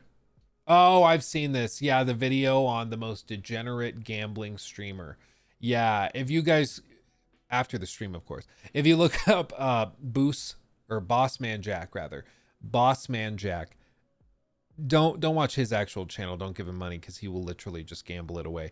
But that's an actual example of somebody with a crazy gambling addiction. That's it in its purest form, and it's kind of scary, honestly. But these games are meant to take advantage of those people, and that's my biggest problem with it. But whether it should be like illegalized or something, that's where I'm like, I don't know if I want to make certain like games illegal and just do like prohibition, because then like the gambling addicts will always go. Like, I think we should maybe, I don't know if it's like a tax on games that have gambling mechanics, and then we put that money into funds for gambling addiction recovery programs and stuff like that. Maybe that's what you do, because if you make just gambling illegal, a lot of these people will just go to underground places and still gamble. Like, it's an addiction. They'll find ways to do it. As has always been the case. Like, I don't think you can technically gamble where I live, except in a couple of very specific places. Like, it's heavily regulated, but people still do it all the time. After 7 years in the making and 250 million downloads later, it's making about $4 million a day, more than traditional casinos. I mean, all respectable numbers, looking at how fiercely competitive the mobile gaming market actually is. With $90 billion, it accounts for half of the global games market. China is leading, followed by... This is one thing to remember. $1 billion, it accounts for... So you see all this revenue, okay? People, I'm still surprised browser PC games are up there. People hear gaming, and especially for us, we hear video games and we think consoles, PC gaming, Steam, that type of thing. For big executives at these big multi-billion dollar corporations, they're often not thinking that. They think of the biggest chunk of the gaming pie, which are mobile games. This is why, like, when Diablo Immortal was announced, Immortals, whatever, they were genuinely shocked. People were upset because, like, y'all have phones, don't you? Because they were just so in their bubble that, oh, well, mobile games are like half of all gamers. So when we announce this Diablo thing that's coming to that platform, people are going to eat it up and love it. They just genuinely did not realize that this group of gamers is extremely separate from the rest of this. If anything, in my opinion, it's extremely misleading to factor this in with the same group, because the people that are playing mobile games like Monopoly Go are almost certainly not committing to console games or PC games or whatever. Like, they are in their own group, in their own bubble. Half of the global games market. China is leading, followed by the US and Europe. And with 60% of Americans playing mobile games, It's not surprising to learn that the US is publishing most of them. Fast forward and we're swimming in options. 500,000 games on Google Play and another 200,000 on the App Store. No wonder mobile gaming has the highest consumer spending in the world. And yeah, and this is why so many of these live service games are also taking nods from mobile games, because consumer spend is the stat that these companies really care about. And all it really means is how much money is the average player spending. Like how much are they spending based on how many of them there are. And, you know, PC gamers, relatively low. Handheld consoles are, of course, very, very small because it's just a small industry. There's comparatively very few platforms for it. But mobile gaming just is outrageous, the amount of money it produces. Consumer spending in the world. And Monopoly Go is killing it, consistently ranking top 3 across the world. Surprisingly, those who are playing or paying are mostly the older demographics. You might think it's the familiar, nostalgic Monopoly brand that pulls these folks in, but digitizing Monopoly has been done many times before. From Tycoon to Solitaire and Sudoku, nothing hit like Monopoly Go. So what's its secret? How could a seemingly innocent mobile game make $2 billion in just 10 months? To find out, I had to roll the dice a little bit further back and understand what it is about this brand to begin with. She named it the Landlord's Game, the precursor to Monopoly. Stenographer Lizzie Maggie invented and patented a simple board with rectangles, go to jail, and public park. With 2 sets of rules, players collect and spend money. Her mission with this game, to teach the 99% about income inequality. LOL! Oh, if only she could see this now. Wow. I guess people are learning. I guess technically this game does teach you about that. So I guess she sort of achieved her end. Indirectly. Just a tad. Because back in her day, the US was deep in the Gilded Age with capitalism as the economic system. It was marked by industrialization and the rise of monopolies controlled by only a few. So Lizzie... I think monopolies controlled by only a few is an oligopoly. It's not technically a monopoly. And the rise of monopolies controlled by only a few. But monopoly sounds a lot better. I mean, I guess you could say, yeah, Vanderbilt, Rockefeller, Carnegie, JP Morgan. Yeah. So Lizzie created the game to show the dangers of capitalist monopolies. Fast forward, and she eventually sold her patent to Parker Brothers for just $500. Renamed to Monopoly, the game sold 2 million copies in 2 years, each at $2. 30 years later, and Hasbro steps in. When they acquired Parker Brothers, they basically took over the entire board game world. By the late 90s, they owned 85% of the market. Twister, Scrabble, Risk, Clue, Dungeons and Dragons, all Hasbro. You could say that yeah, it's mildly infuriating that they also own D&D, which is horrifying.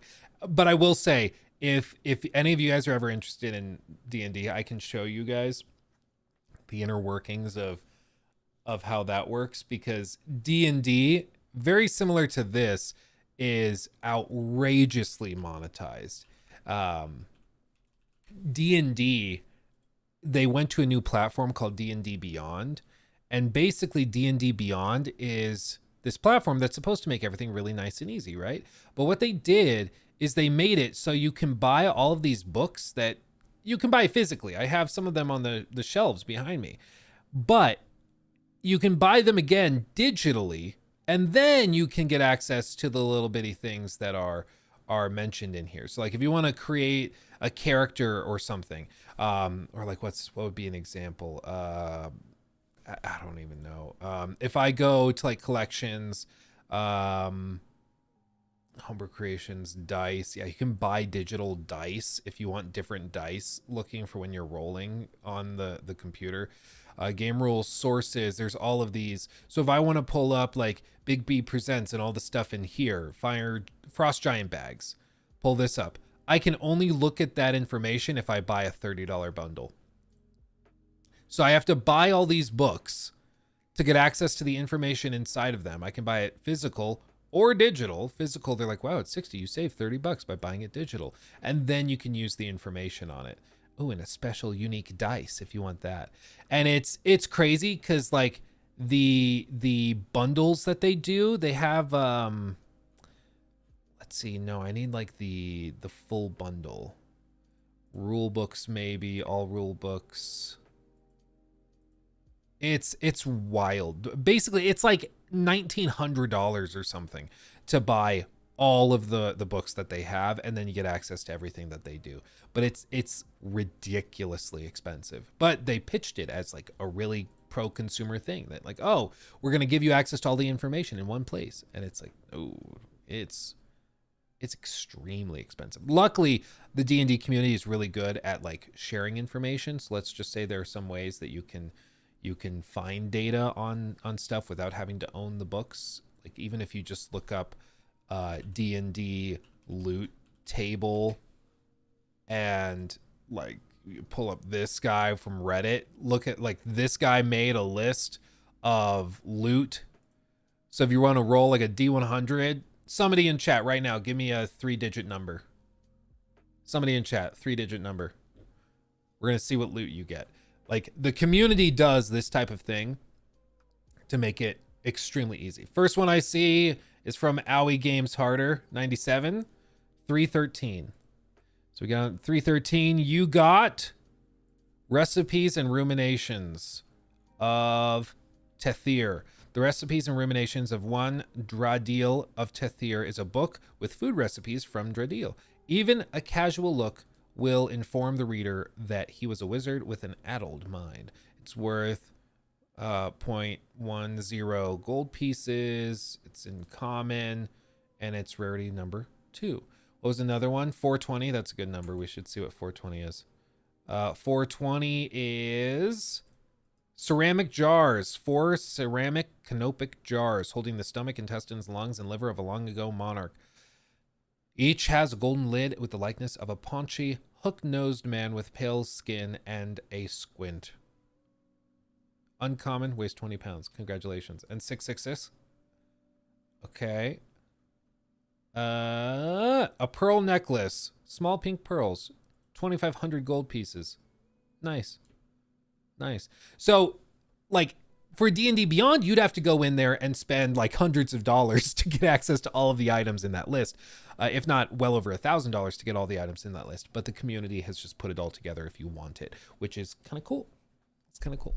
Not to mention Wizards of the Coast and Hasbro's notorious aggressive attitudes towards content creators. Yeah, the whole thing is really, really toxic. Like, again, none of these people are your friends. Just because they own a franchise that you love or grew up with does not mean that they give a crap about you. Like, if they could milk you harder, they would.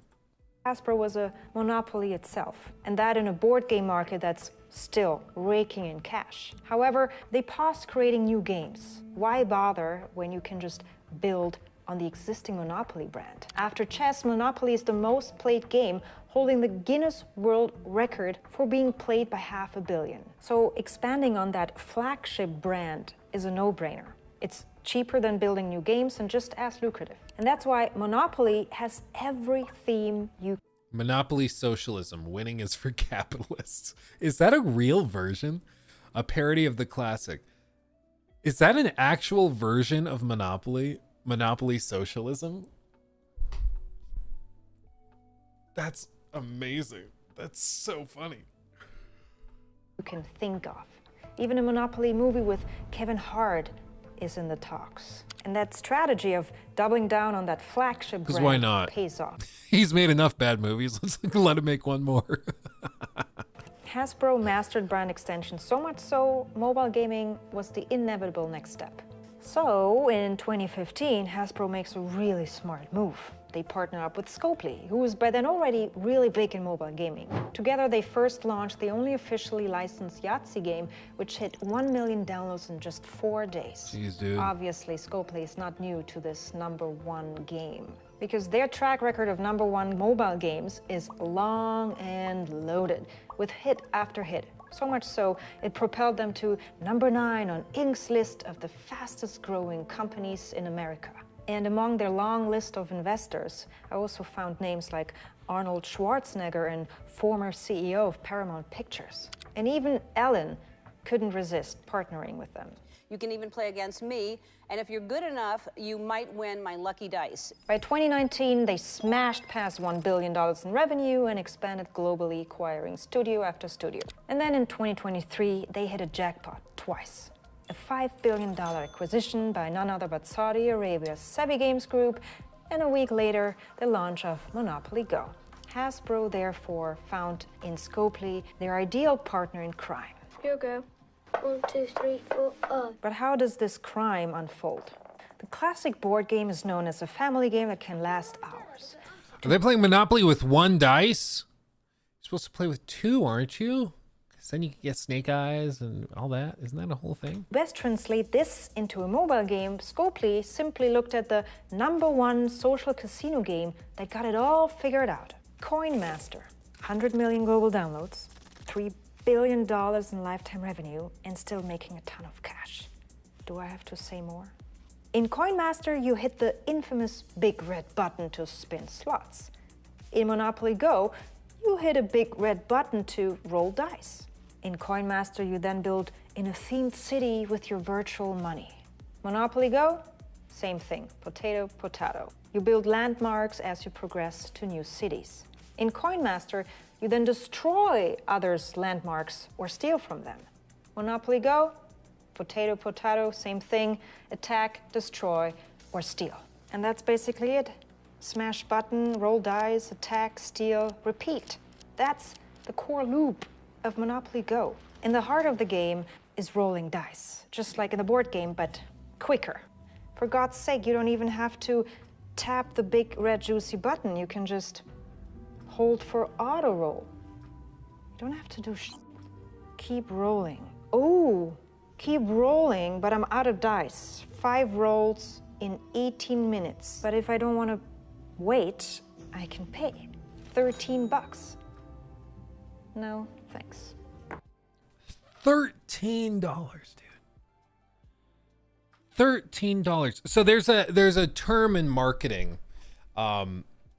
It's funny. I was watching a Defunct Land video on Q lines, which you probably have seen. I think it went super viral. But in that, they also talk about scoff time in the context of like theme parks, where there's a certain amount of time you'd have to wait for a ride that you would scoff at and then walk away. In marketing, there's also a scoff price, and it kind of makes sense where like there's a certain point at which you would hear a price for some product and you would scoff at it and walk away. For other people, they might not. And the goal with all these businesses is they're trying to find at what point that line is. And like think of Starbucks or like a really expensive coffee. For some people, they hear, wait, it's going to be $7 for a cup of coffee or something. That's their scoff price.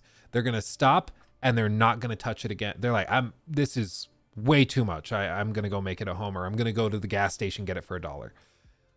But there's a lot of people for whom their scoff price is like $8 or $9, and they don't really think about it. And it's fine because they're used to it. And so they can charge $7 for the coffee, and their margins are much wider because their customers are able to tolerate a higher price. And with this, I hear $13 for a microtransaction and I scoff. If that were $1 for 20 more rolls, I would honestly still scoff, because I just have very, very low tolerance for, if any tolerance for like microtransactions in mobile games. It doesn't hook me. I don't find it satisfying. I don't get dopamine when I play mobile games. It just doesn't happen for me. But for some people, I would argue roughly 8 million that are playing this game every day, they play and they see that, and that $13 doesn't make them scoff. They're like, oh, okay, whatever. And that's what's really, really scary. Yeah, Sean's like brain dead brain rot game, in quotation marks. Well, yeah, I mean, it's not even really a game. It's a series of actions that you partake in, and then chance determines whether or not you get a flashy reward for it. That's all it is. But that's the same gameplay loop that, for whatever reason, tickles our monkey brains when we're at casinos playing slot machines. For whatever reason, I won't pretend to understand why, but for whatever reason, for a lot of people out there, that tickles their brain just enough that they need to do it again, and they need it again. And maybe it's just pure boredom. Maybe it's something else going on. I don't know. At least at a casino, when you're playing slot machines, you can make money. Like your odds, if you keep playing, the house always wins. That's how casinos work. But maybe if you get really lucky and you stop playing at some point, which you probably won't, but if you stop playing at a certain point, maybe you do walk away with more money than you walked in with. Maybe, but probably not. With this, you're just throwing money away. Like it doesn't make any sense to me. You see the twist? Everything in this game is time-bound. Deals on the left, game modes on the right, daily events, the amount of dice, all attached to timers. The game is a race against the clock. First, it makes you feel all lucky nearly all the time. You get hooked to this dopamine loop, dice after dice, and then suddenly you're out of dice. Want more? Please pay. Also, bear in mind that this game took 7 years to make, and so it took just about as long to make this game as it took to make like Starfield, as it took to make Baldur's Gate 3. That's horrifying. And all that time is fine-tuning this stuff. It's just tweaking knobs just a tad, a little bit of this, a little bit of that, to hook you a little bit more. Just a little bit more. And it's all, you're right, so she's right, it's all time-based. And part of the goal with every live service game is to become part of your routine, right? This is also, just to be, Luke's lifting the veil. It's also the goal of streamers, right? The goal for a streamer is to become part of your routine. I'm very bad at this because if I were like a good streamer, I would be live, 8 hours a day, and I'm live when you leave for work. I'm live when you get back from work. And each time you pop in to say hi, the goal for a streamer is like, maybe I can get them to sub with Prime, or maybe I can get them to get a membership, or this or that, whatever it may be.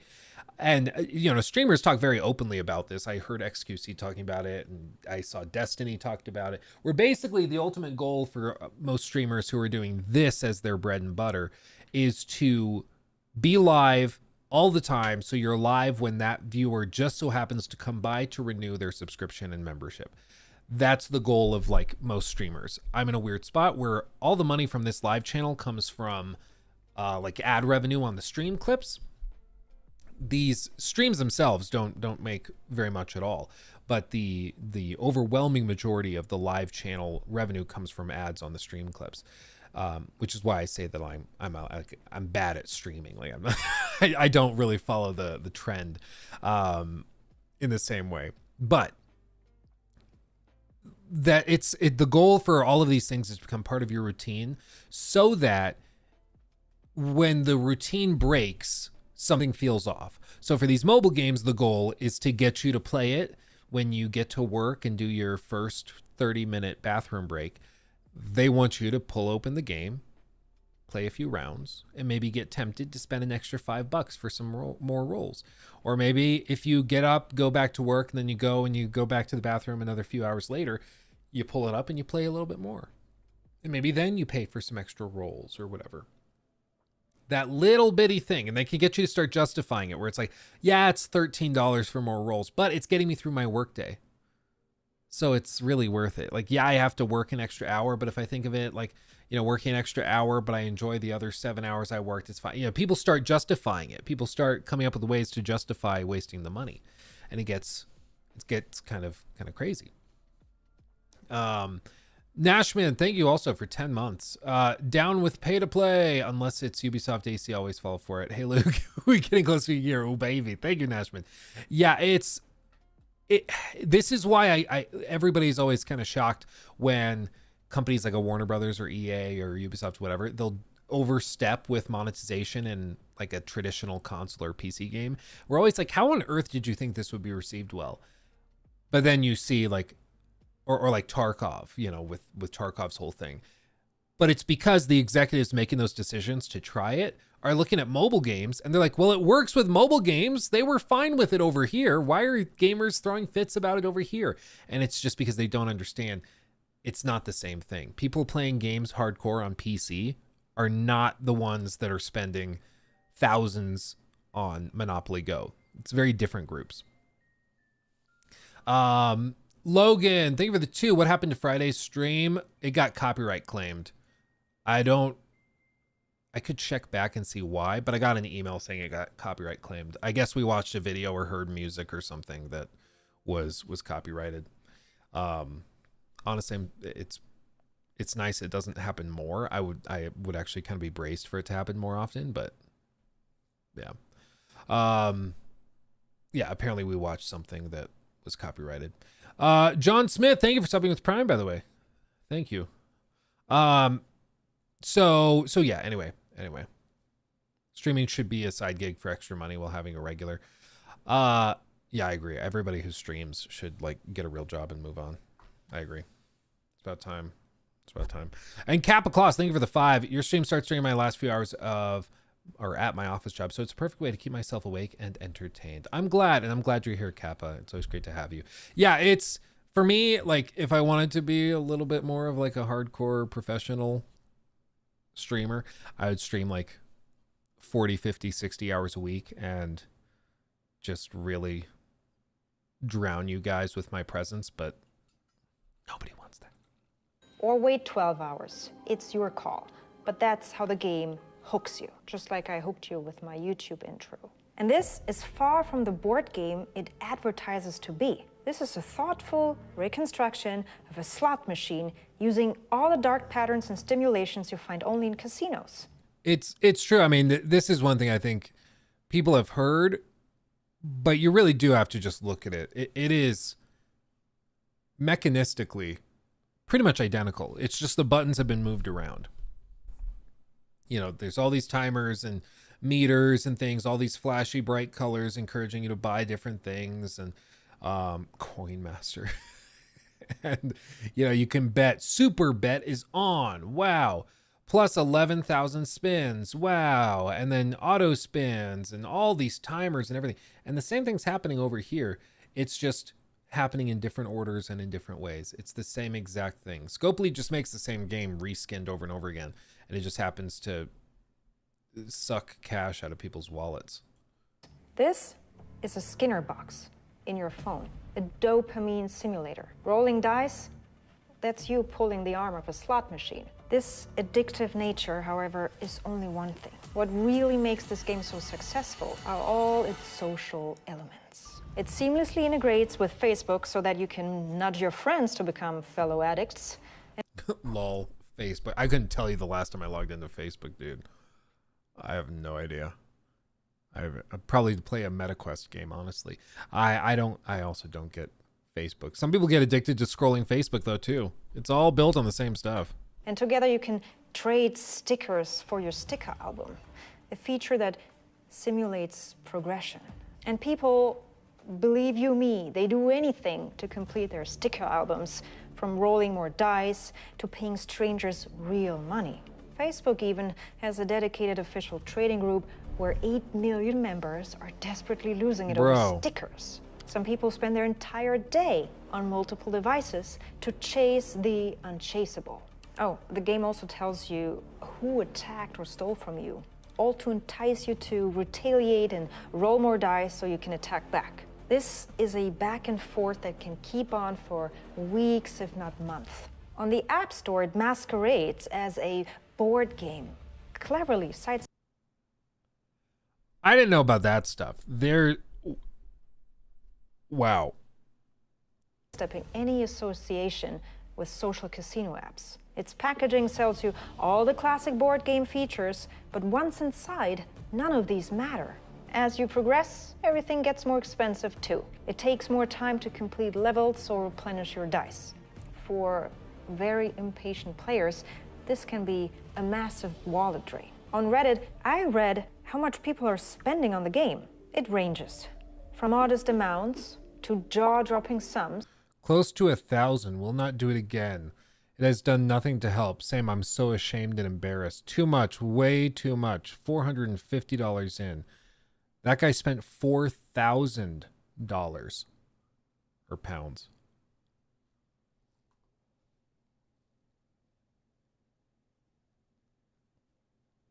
That's unbelievable. That's crazy, dude.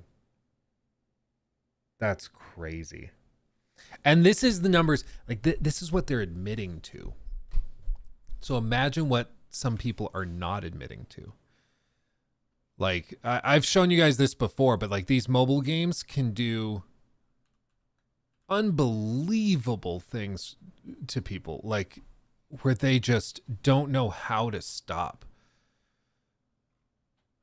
Let me see if I can find this one example of one of these things happening recently. Where is it? Where is it?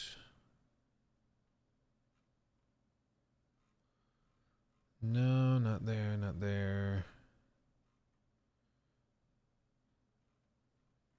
Yeah, so there's that other YouTuber I've referenced before, DSP Gaming, and he is also a mobile game addict. Self-described. He's mentioned he's done this before. And there's a community, you know, he's a bit of a lol cow and stuff, but this guy TJ Gamebox plays the game for free, and then he goes in and finds the Down from the Rafters account, which is DSP's account, and then compares the numbers and stats of what you can do for free to what he has achieved. And then you can calculate with really simple math how much money needed to be spent to achieve that ranking. If you played all the stuff for free and then spent money on top of that, how much money you would have to spend. And with this, just casually in like one evening, he spent $708. Just $708. And guess who makes this game? Guess who makes this game? Scopely. The same company. This one, he just casually dropped $614. Just casually. And like, look at this. To buy 40 of these VIP coin, whatever things, $100. And he's buying 6 of them. It's crazy. But it's the same company. It's the same company, Scopely. It's all the same thing. It's wild. It's wild. By most accounts at this point, DSP on this one WWE video game or mobile game has spent probably over $150,000 over the last like 5 years. So there are people that are spending $450,000, $4,000. There's also people that are spending tens or hundreds of thousands of dollars on it. It's unbelievable. All the way to too much for sure, but some are straight up calling it what it is. A Ponzi scheme. Pointless, garbage, a complete scam. And some are as baffled as I am. But yes, people are paying. In the industry, these payers are referred to as whales, a term applied to people who spend hundreds of dollars on in-app purchases. A while back, a video made the rounds exposing the predatory tactics mobile games use to milk these whales. In the video, the guy explains how monetization happens in 3 stages, from hook, habit to hobby. In a game, the hook is what gets you into the game to try out a free-to-play game. Then you build it into a habit that you play multiple sessions every day, and then at the end it's the hobby phase where people see it as one of their main hobbies, and they put lots of time and resources into it. And like this is where it gets really, really uncomfortable for me, because it's like, on the one hand, I think people should be allowed to spend their money how they want. If you're an adult, you want to waste your money on stupid things, okay. But then it gets to the point where it's like that, and it's like, this is a very calculated, very precisely employed strategy to milk players for all they're worth. Like, it's crazy.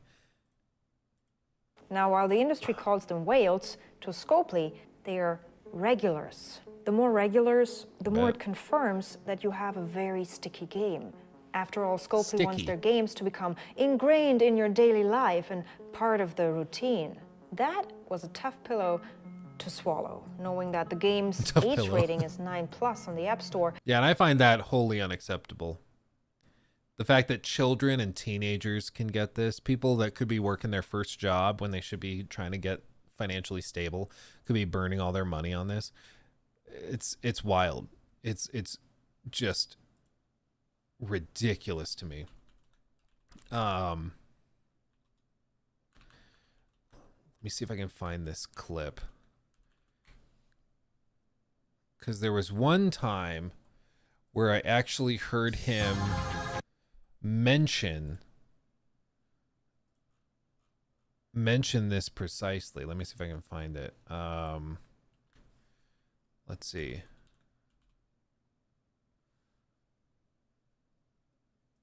Yeah, this right here. So at one point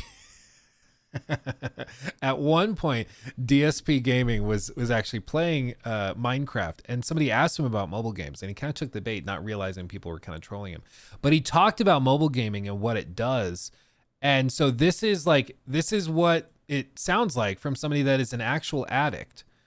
This is what they sound like when they're describing it. So this is from the horse's mouth what it is. Sadly, these mobile games can literally become part of your daily routine, and now you feel almost like, oh, I'm not doing it. I don't feel right. I feel out of sorts not doing it, right? Wow. So careful. So he's attesting to the very problem and the very goal that's described by the creators of these games, saying, yeah, we want it to become part of the daily routine. We want people to feel a hook and to feel uncomfortable when they're not playing it, which is called an addiction.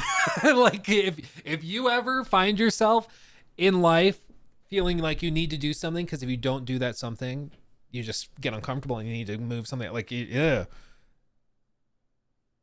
that's called an addiction. That's when you should wake up and be like, I should stop this, not spend $150,000 on it. And marked everyone on Google Play. Despite this, Scopely says none of our games are targeted to kids. They're for a general audience. You're right. General audience. Anyways, this general audience costs Scopely a lot. Around $500 million in marketing and user acquisition alone. As much as a AAA game development budget. Just saying. Their marketing approach is aggressive. But that's not surprising given how long it takes for people to install a game and then make a first purchase. 36% need several days of ad exposure to install the game and another month to make their first purchase. For their mobile game The Walking Dead, their marketing was so intense they even flew out a makeup artist to zombify PewDiePie for a play session, hitting 4 million views. So when Scope... I haven't heard that in a minute. Wow. And just I'm going ballpark, okay? Ballpark. I would assume, based on the numbers I know about from offerings from companies like this, for a 4 million view video for somebody like PewDiePie, he probably got offered anywhere from $500,000 to $1 million to do that ad for a dedicated video. It's a lot. It's a lot. Scopely launches a game, their marketing strategy goes deep and broad. Deep with viral social campaigns and broad with TV and social media ads. Their ad campaigns usually come in 4 flavors. Ads based on IP to show the familiar board to target Monopoly fans. Ads based on wealth and upgrades, targeting those interested in progression. Ads on social interactions, targeting those looking for a social edge. And last... Dude, I didn't even realize they did ads on lonely dudes that want to play with a girl. Oh, geez, dude, that's so cringe. But it works. That's so cringy, though. Play this mobile game and you'll find true love. For real. Wow. Oh, wait. What did I do? What, did I mute it?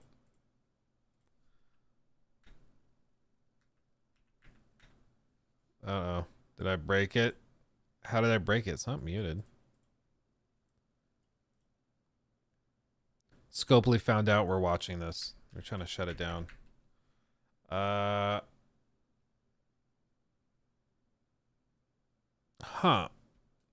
F? Yeah. Huh. Yeah, I guess I'll just try refreshing. Let's see, 1251. Nope, still not working. Let me double check audio output just a second. Sometimes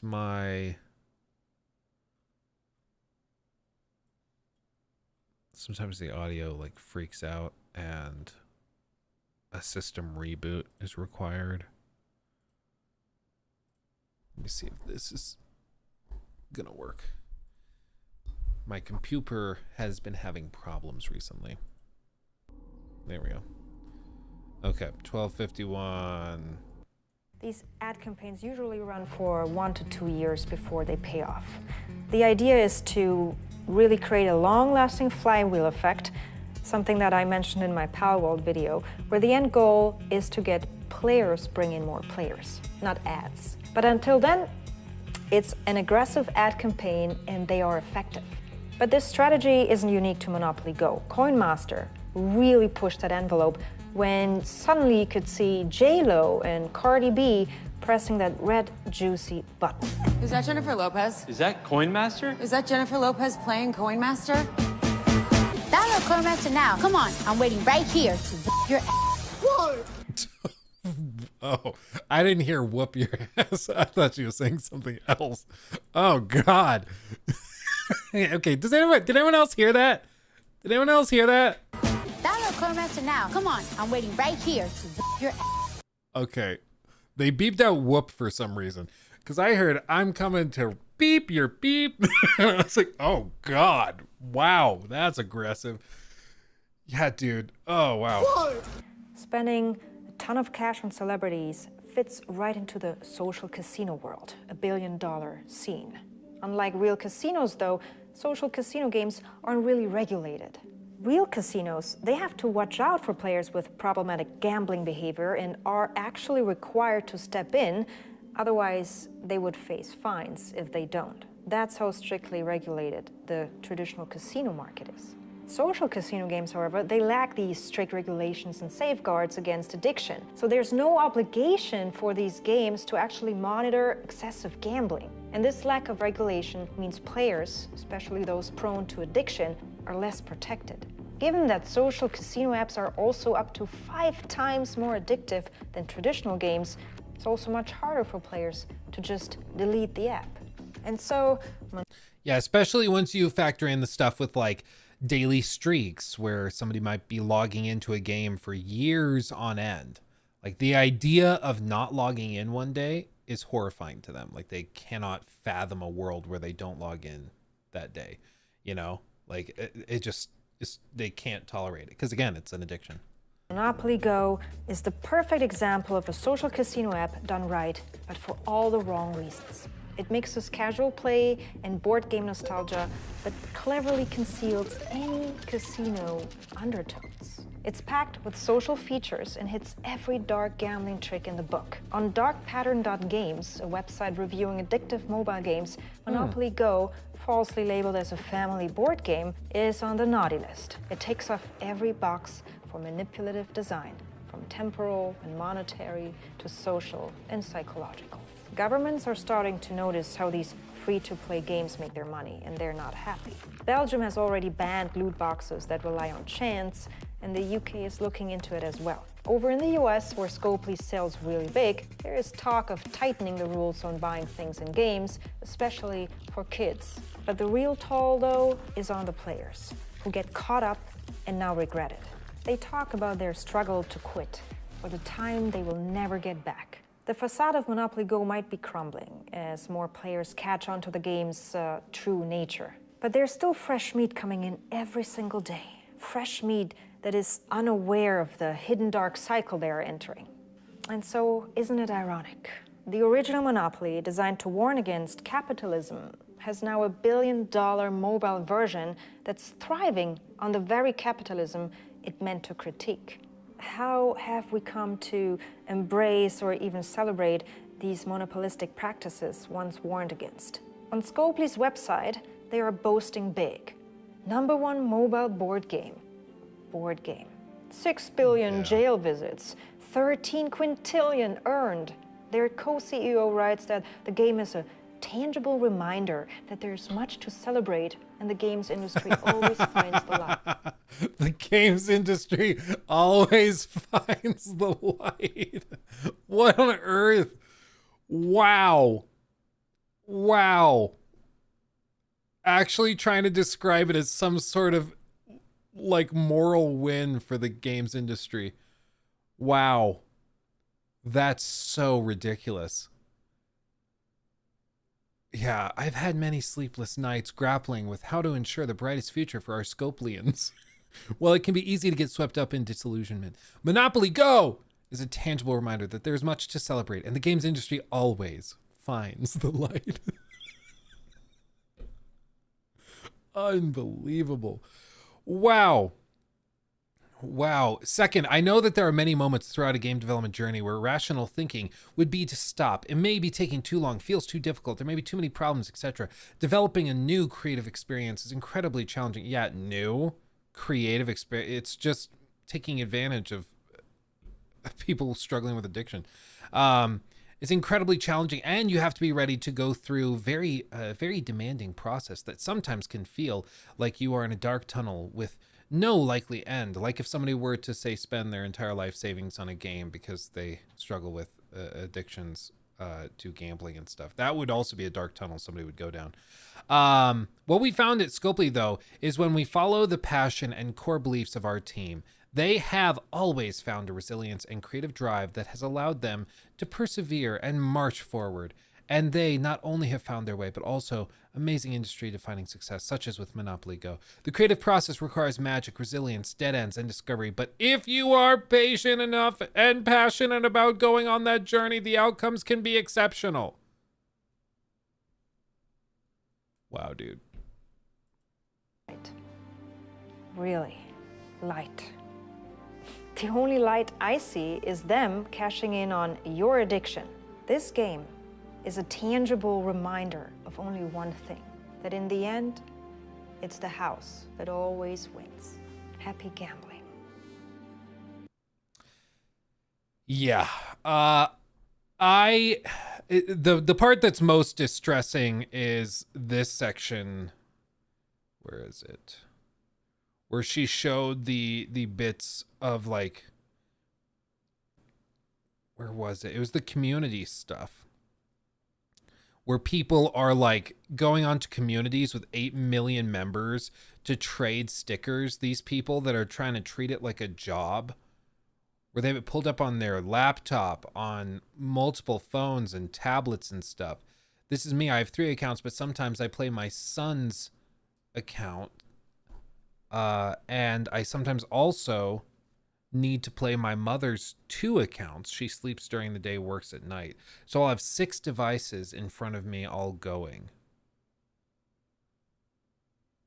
And there's 8,000 likes and like laughs and thumbs up and stuff. What? Bro.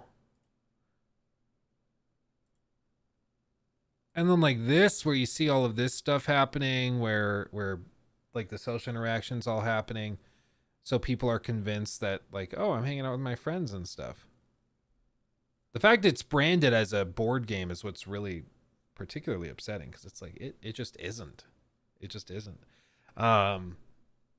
It's a slot machine. I mean, that's basically what it is. It's just a really well disguised slot machine. So with all this stuff, I think clearly there is a problem. I don't think anybody under the age of 18 should be able to download it and certainly play or spend money on it. I think protections for people that have addictive personalities would be amazing. What that looks like, I'm not totally sure. It's obviously not my field. But I imagine if you saw like some flag could pop up where there's like a lifetime cap on spending, that would not be outrageous. If it's like lifetime cap is $100, then the company, if they really want to milk you for $100, they can do that. But after that, you can't spend any more money. I think didn't China's regulators do something like that? They put in like an all-time cap. I think they did something like that. So, I think maybe you could put a protection like that in place, and that could help. But even then, like, I don't know if that would stop them, because when people are like hyper addicted, the one thing is, like, you go into a casino, and if they ban you, they ban you. And like, okay, well, you have to physically go to a different casino, and that's eventually you'll just run out. But when people are hyper addicted, they'll find ways. And so I wouldn't be surprised if they just log out of their Monopoly Go account and make a new one, you know?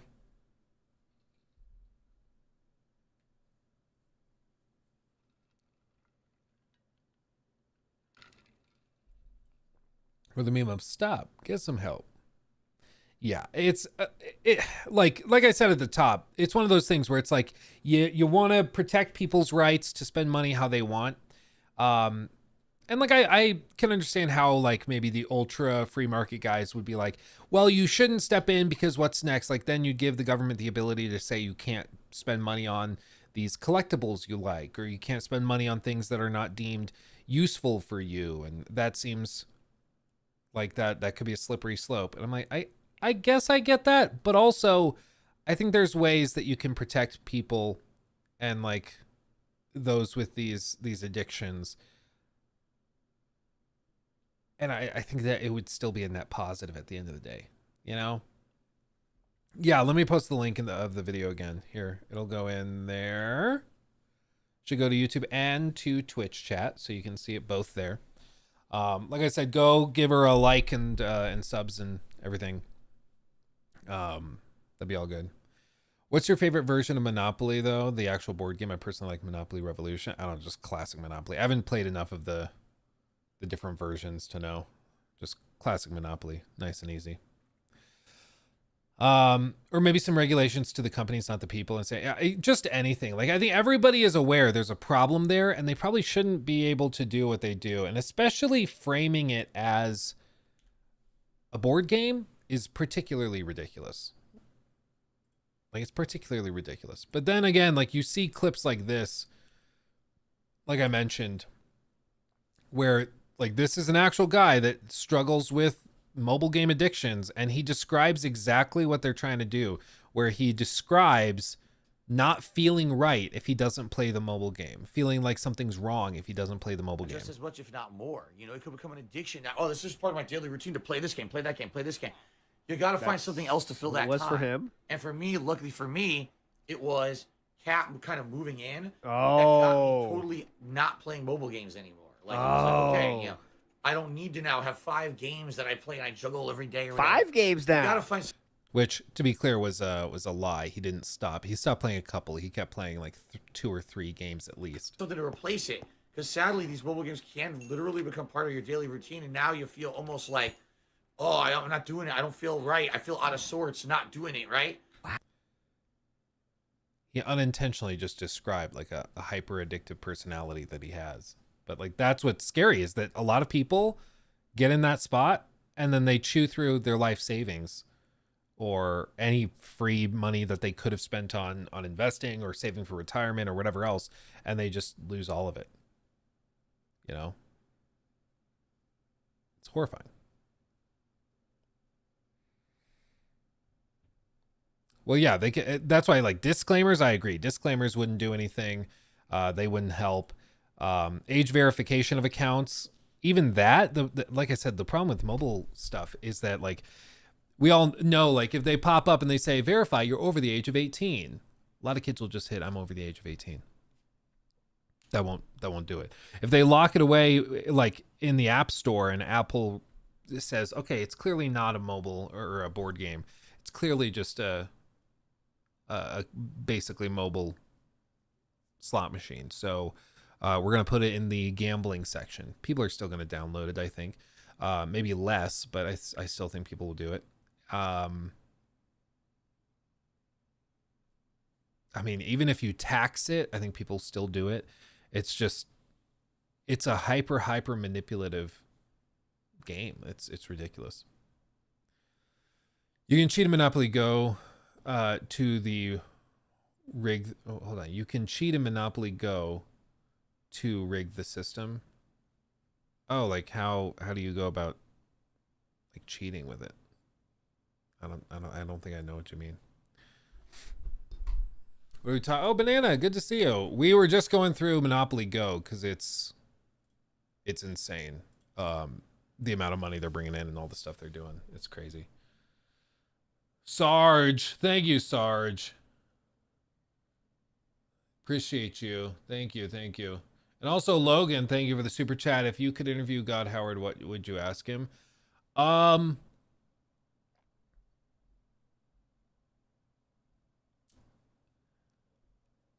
I think it would depend on the context of the interview. Like if it were like a private discussion and like say we were getting dinner or something, I could ask him all sorts of questions. I would want to know the tea on like the inner workings of Fallout 76, what happened there, who were the decision makers with that.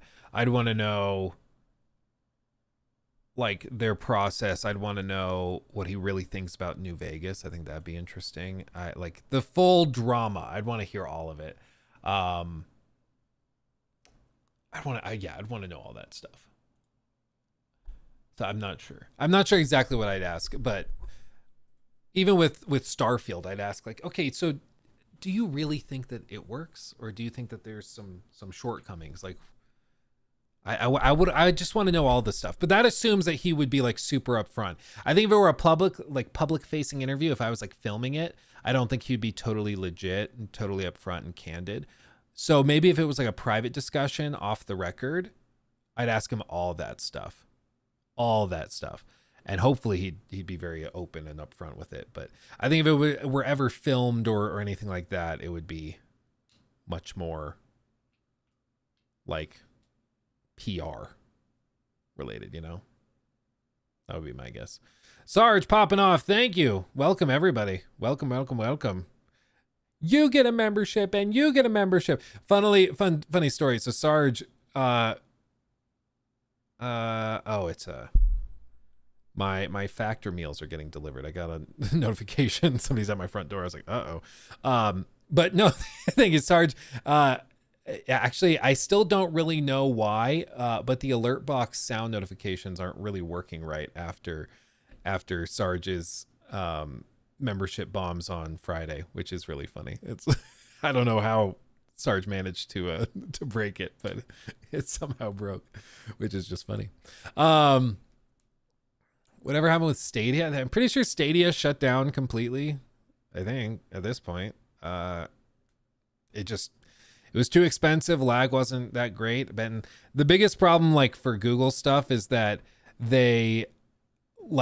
Stadia is particularly tough because like nobody wants to give like Google money because Google tends to just shut down things randomly, seemingly, when they stop working the way that they wanted it to work. So a bunch of people like bought games through Stadia and then just like kind of spaced it, and they ended up refunding everybody for it, but people just didn't want to buy into the Stadia system because they just weren't sure it made sense for them, you know, and then it ended up just dying out. So it just happens. Mr. Steal Yo Kill 54. Also, thank you for the 5. Booyah. They did refund everything. That's what I thought. Okay. But because that was always a concern, they just didn't, like, people didn't buy into the ecosystem. And it was a little silly that, like, you'd have to pay $70 or $60, I guess, at the time to buy a AAA game on Stadia. And you can only play it there. Or people are like, I could buy it on Xbox, play it on xCloud. I could buy it on Steam, play it with a handheld. You know, it didn't make sense to really commit to it too much. It's that Monopoly money. Yeah, Scopely's in the chat. Yes. That's funny. Thank you guys, and welcome everybody who just got a membership. Everyone on Twitch, I'm sorry you're missing out. It's okay though. It's okay. Okay. Somebody sent me this And we're going to talk about it. I will say as I go into this, especially now that the alert box seems to be freaking out because it got overloaded. I will try to keep an eye on chats and everything happening over there. But while I'm going through this, I might get distracted as I work through this. So somebody sent me this article. Oh, sorry. New segment. You're welcome. I really hope that occasionally people hear like, or somebody's walking by somebody's phone when I do that, and they're like, "What the hell are you watching on your phone right now?" I kind of hope that that's something that happened to somebody at some point. Look up Monopoly Go APM glitch. Okay, I can pull that up in another tab. I can look that up later.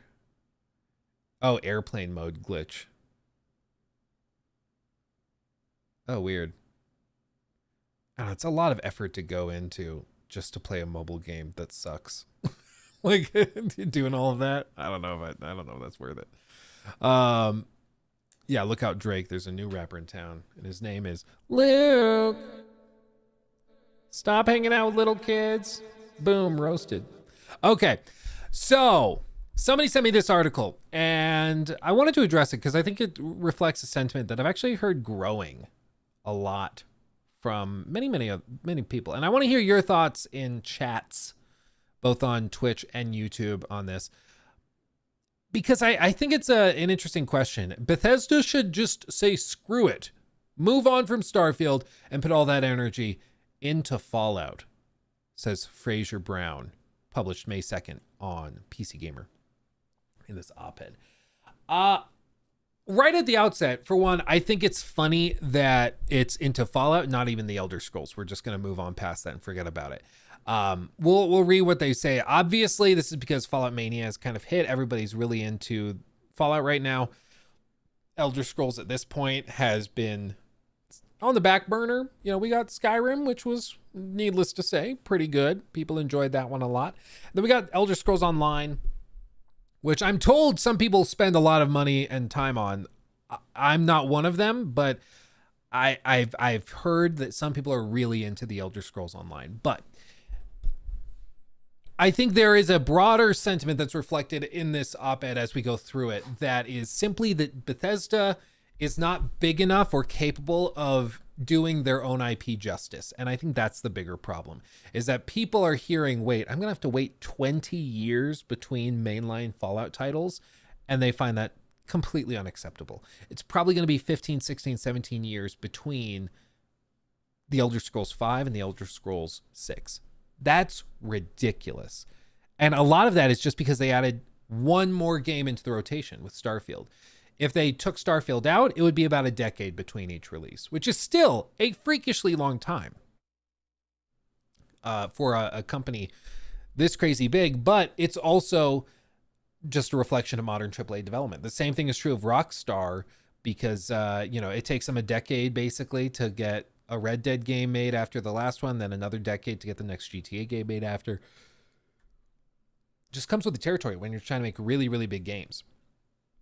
But let's hear them out. On Steam, Starfield, a game that launched only last September after 8 years of development, is being totally spanked by Fallout 4, at least in terms of player numbers. In April, Starfield peaked around 9,000 concurrent players. That's about 180,000 fewer than Bethesda's previous RPG.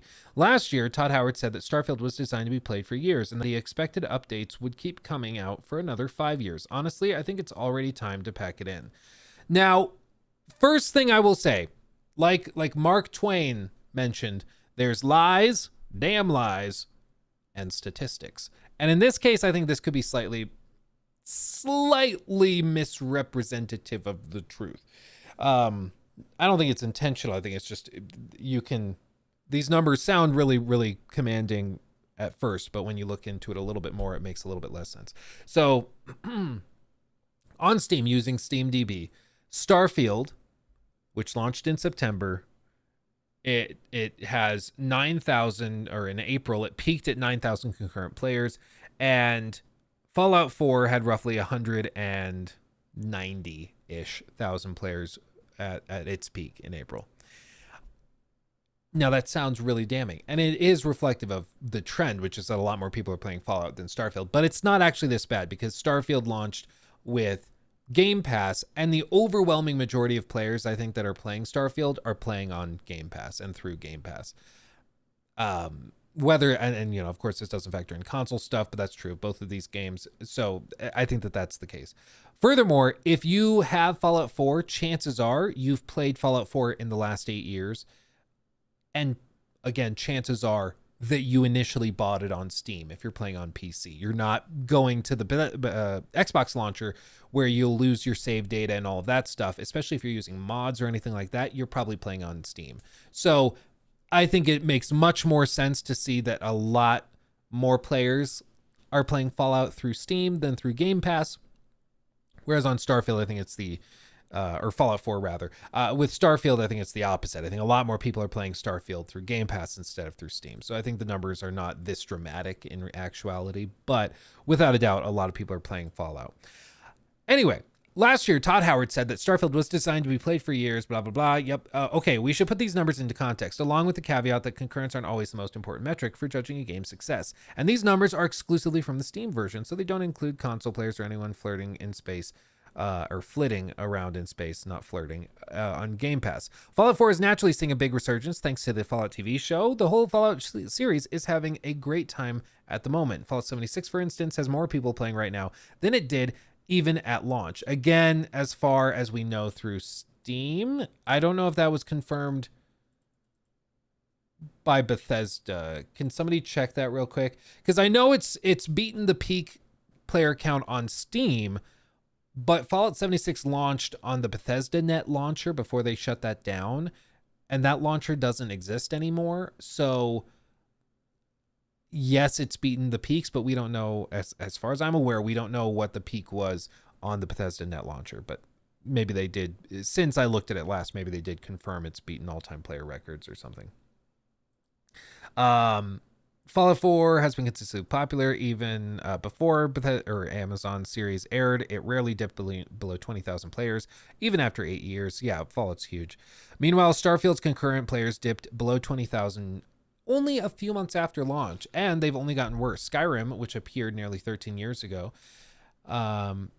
manages to attract more players. Starfield's modding scene is nowhere near as vibrant as older games. The creator of Skyrim Together gave up on the Starfield co-op mod, for instance, calling the game effing trash, and Bethesda's updates have been incredibly lackluster. Bug fixes, a photo mode, and soon the ability to decorate your ship.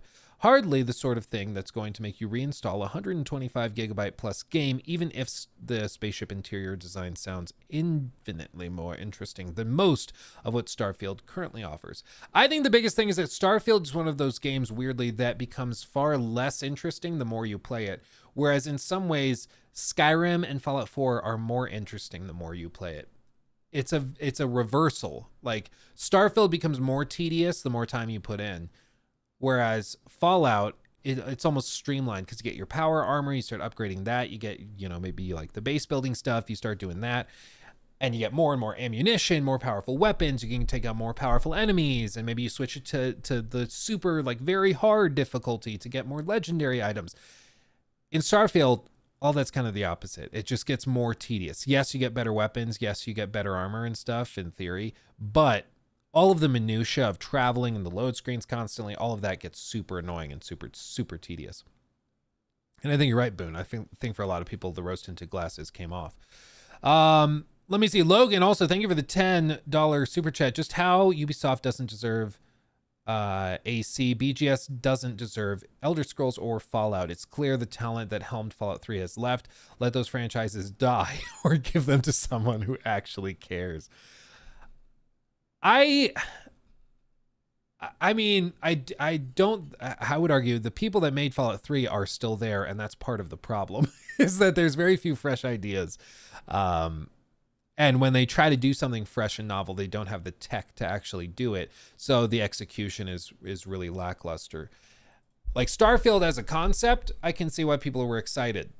But I think once you learn that it's using the same tools as Fallout 3, Skyrim, Fallout 4, you should have, like, everybody should have realized that didn't make sense. There were a lot of red flags with that game, which is why I made lots of videos describing the red flags. A lot of you guys came to this community because you saw those videos and we're like, yeah, it actually isn't making sense. There's some things that aren't clicking together. And some of you guys, there was one person in chat, I forget the name, but there was one person in chat a few weeks ago that was like, yeah, so Luke, I used to be kind of a hater because I was a Starfield fanboy a little bit, and then the game came out and I played it, and let's just say I'm coming to you for gaming news and information on upcoming releases now because I feel like I got burned a little bit.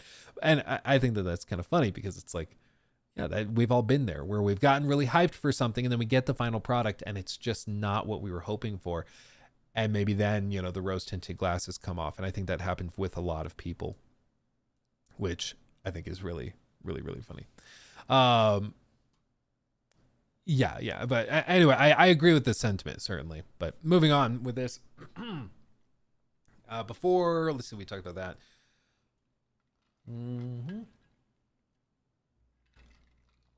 So, but the problem isn't just a lack of new stuff. Indeed, Fallout 4's DLC was largely terrible. I don't actually know if I'd agree with, I mean, I guess if you're looking at total DLC, that could be true. Because basically, Fallout 4 had a bunch of little stuff. Let me just see, Fallout 4 DLC. And if we're talking about the little stuff, yeah, a lot of that wasn't great. So like, they had Wasteland Workshop, Automatron. These were like little additions to the crafting system and what you could build.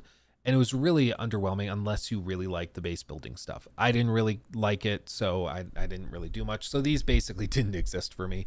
Same with Contraptions, same with Vault Tech Workshop.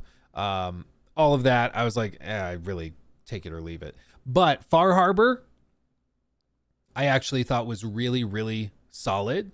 It's not crazy long. It's not like, it doesn't reinvent the wheel or anything, but in terms of the story, it's probably the best story content in the entire Fallout 4 package. Nuka World is like a fun idea for like opposite reasons of Far Harbor. The story is really stupid, but it's an interesting setting. But they also throw in, if I remember right, they throw in like random magic stuff. It's really weird. It's just very, very odd. If you're trying to like role play and like really get into it, it's not like it'll drive you crazy a little bit. But if you're just looking for fun, you can have a good time with it. Big Man's Gaming. I was kind of like that with Suicide Squad, but now I rely on you for gaming news. Well, I'm glad you're here, my friend. And yeah, Suicide Squad for a lot of people was a hard learned lesson, I think. But with this, so yeah, I don't know if I'd say it was largely terrible because I think Far Harbor was really good, and I think Nuka World, I know some people are hard on it. I think it was fun, but it's fun in the way you got to turn your brain off and not take it too seriously. Let's see. People weren't continuously playing Fallout 4 because Bethesda kept adding stuff to it. They kept playing because it was fun. As an RPG, I found it incredibly disappointing and place it right at the bottom of the mainline games, but I still put 165 hours into it. I loved Nick Valentine. I loved exploring the wasteland, even though it ran like shite on my PC. And I had a laugh mucking around with settlements, despite the system being even jankier than your usual Bethesda fare. I think that, like, there's also a thing where Bethesda seemingly has gotten a bit bored. Where you look at, like, Skyrim and you're like, okay, that formula works. And Fallout 3 and New Vegas, you're like, that formula works. But Bethesda, like, got a little bored and they're like, let's just keep trying something else, trying something wacky. And so they add in, like, the base building, which was originally built as, like, a mod for Skyrim. So that's why they just toss that system in there. And it's why I've made this prediction already. I think for the Elder Scrolls 6, they're going to do like where you can basically have your own ship and sail along the coast. And I think they're going to use the same shipbuilding system they built for Starfield. They're going to put that in, but use it for like an actual sailing ship. Knowing Bethesda, it's going to be one of those things where you hop on your boat, your big ship that you can customize and make look all cool. And then you like customize the crew for it. It's going to be super cool. And then anytime you want to go anywhere on your ship, it's a load screen. I totally believe that that's going to be the case. It's going to be really, really funny and like ridiculously out of date when that game comes out. Just you wait. Just you wait. It's going to blow your mind. It's going to feel like a 15, 20-year-old game at launch in 2027. Just wait. Mark my words. Anyway. But the point with this paragraph is that the game was fun, and so it didn't really matter if other parts of it were lackluster, which I think is true. I had fun with Fallout 4 once I started playing it as like an adventure game. Once I did that, I had a good time with it. When I was trying to play it as like a more hardcore RPG, it was really, really tough to get into because like the story doesn't really make any sense. The big plot twist reveal with like your father, Sean, it's just really lame. There's just a lot of crap about it. It just doesn't really work that well. But when you're just going through having fun, wandering the wastes, playing it basically like Fallout 76, you can have a good time, in my opinion. I found nothing to love about Starfield. Forgettable characters, dreary worlds, uninspired quest design. I lasted about 50 hours, and 40 of them were because I get played to play games. I doubt I'll ever play it again. The combat, not including the space battles, was the only thing that felt like an improvement over previous BGS games, but it wasn't enough to make up for everything else. Yeah, I think the first 15 to 20 hours of Starfield, you can have a good time with. I think so. But the moment you start trying to adventure for yourself, the moment you start engaging with side content, with any of the smaller stuff, the game starts to crumble and fall apart. It really does. While my feelings about the game are possibly more negative than most, it certainly didn't make the kind of splash you'd expect from a Bethesda-developed game. It was nominated for a bunch of awards, but won few, and it failed to dominate Game of the Year lists in the same way as its predecessors. On Steam, it's the only game the studio has developed that doesn't have a positive user rating. It was the company's biggest launch and probably made a ton of cash, but all of that initial enthusiasm, I still remember when people predicted we'd forget all about Baldur's Gate 3 after Starfield appeared, which is even more laughable now, has vanished. It is really funny. I remember people saying, yeah, well, all this Baldur's Gate 3 hype is going to die down the second Starfield drops. Just you wait. It is kind of funny. It is a little funny. Is Elder Scrolls 6 going to be Creation Engine again? They are currently developing it in the Creation Engine. If they pivot off and move engines, that will obviously change. But as of today, they are making the game in Creation Engine. Yeah, sorry, I meant son. I got it mixed up because he's older than you, and so it's like dad, son. It's very confusing. It's very confusing. Thank you, Katie. Though you're right. I meant son. So, Bethesda has an expansion in the works, but it won't arrive until the autumn, a year after Starfield launched. At this point, it feels like a wasted effort. Just let it die, Bethesda. Put all of that effort into the Elder Scrolls 6 so I can play it before I die. Or a new Fallout. It's wild that there's all this attention on the series and no new game to take advantage of it. Granted, Fallout 76 keeps spitting out new stuff, a lot of it extremely fun. Okay, I'm honestly... How do you think that like Far Harbor and Nuka World were terrible in his world? So he said largely terrible for the DLC. How do you say that's terrible, but Fallout 76 keeps spitting out like a lot of fun, extremely fun stuff? I genuinely don't understand that. And it makes me question your judgment, but regardless. But aside from that, what do we have? A Fallout 4 Next Gen update that's just made the game worse. And despite the fact that Fallout 4 is in the worst state it's been in years, people will still rather play it than Starfield. That really says it all. That is a good way of phrasing it. Fallout 4 is literally in the worst state it's been in years and years and years after that Next Gen update. And people still would rather play that than Starfield. That does say a lot. Yeah. But with all of it, do I think they should just cut the cord and move on? I don't necessarily think so, but I mean, I think a lot's riding on this expansion. They say they're working on vehicles, so we should get like little rovers at some point to help us explore. I still insist that won't fix everything, and I think there will be pop-in galore when that drops. I also think that the expansion could do some interesting stuff, but like they're spending a year on it. I mentioned earlier, like the Fallout 4 add-ons. So you see the game launched, I think it was November of 2015 is when Fallout 4 launched. And then in March, like 3.5 months later, or let's say 4 months later, we got the first DLC. 5 months later after launch, we got the second DLC. 6 months after launch, we got the first Far Harbor expansion. And then 7 months after, we get another DLC. 8 months after, we get another DLC. And then 9 months after, we get the final big expansion. So they had stuff dropping every month, including 2 big expansions that added tens of hours of content. And with Starfield, we've gotten a couple bug fixes, and like that's pretty much it. And they're doing a big update on the 15th that I tried and almost bricked my computer. And like that's it.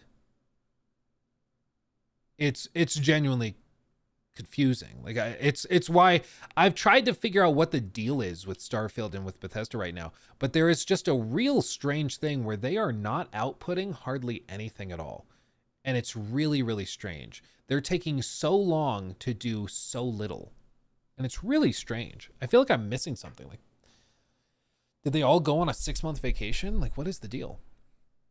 At least with Naughty Dog, you know, they went away for a while, but it's because they were working on a online game that got canceled, and they announced in that Making of the Last of Us documentary, Making of the Last of Us Part 2 documentary, that they completely got rid of all grind in their studio. So they had to completely reinvent all of their processes and systems and everything. So at least they had an excuse. With Bethesda, it just doesn't, like, nobody really knows what they're working on. Now, it could be that Shattered Space is like a Far Harbor type expansion, and it's really, really good. And everybody's like, oh my God, this is like a second game, and it's amazing, and it's great. I hope that happens, because I would love, as a former hardcore Bethesda fan, I would love to have something that I can love from them again. I would love for this story to come full circle. I would love that. Do I think that's going to happen? Personally, no. I would not put much money on that happening, but it's technically possible, I suppose. It could happen. Again, I just wouldn't put much money on it. I would guess that this Shattered Space expansion probably adds like 15 hours of questing and stuff, and some bigger set pieces, maybe some new crafting stuff, and like that's it. But I would not expect it to totally change the game, because the problems with Starfield are tied up simply in the gameplay loop and the fact that running around, like fast traveling to planets that look very similar to planets you've already been to, that's just not fun. And I think that they are hopefully going to learn that sooner rather than later and figure out how they can figure it or move it on or move on from it. Let's see what else is happening. New segment. End of segment. Joraptor also pointed this out. This week, May 7th, EA earnings call, probably a Dragon Age Dreadwolf update. Nintendo earnings call, maybe a Switch 2 hint. May 9th, Warner Brothers earnings call and Bandai Namco earnings call. And then Summer Games Fest is coming closer. I also expect some new rumors of upcoming reveals. Yeah, oh yeah, and Ubisoft will have their earnings call on the 15th. I think if we're going to hear about a Suicide Squad full cancellation, it's probably during this call. Because last time they just said that it didn't live up to expectations and it didn't meet sales expectations, blah, blah, blah. So I think if we're going to hear about a cancellation or something, we hear about it there. Because investors are pretty peeved. If you haven't seen Warner Brothers Discovery stock, let me just tell you a little story in a graph.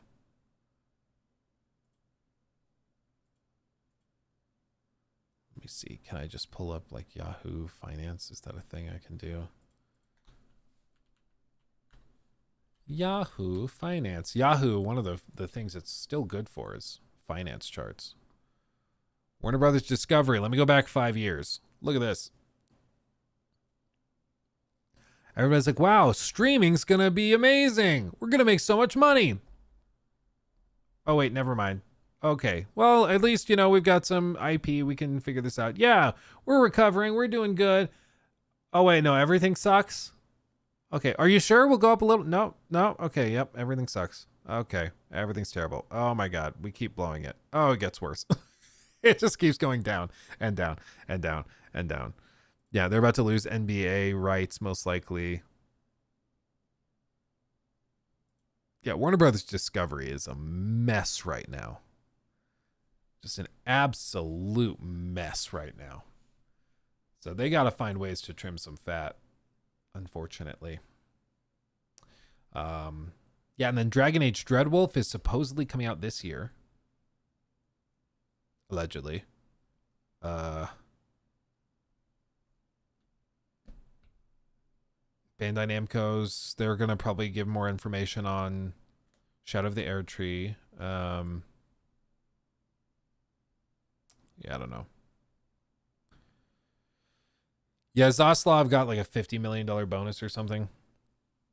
Yeah. It's crazy to me that all these guys that are like, they run companies into the ground. They just get hired by another company a month later.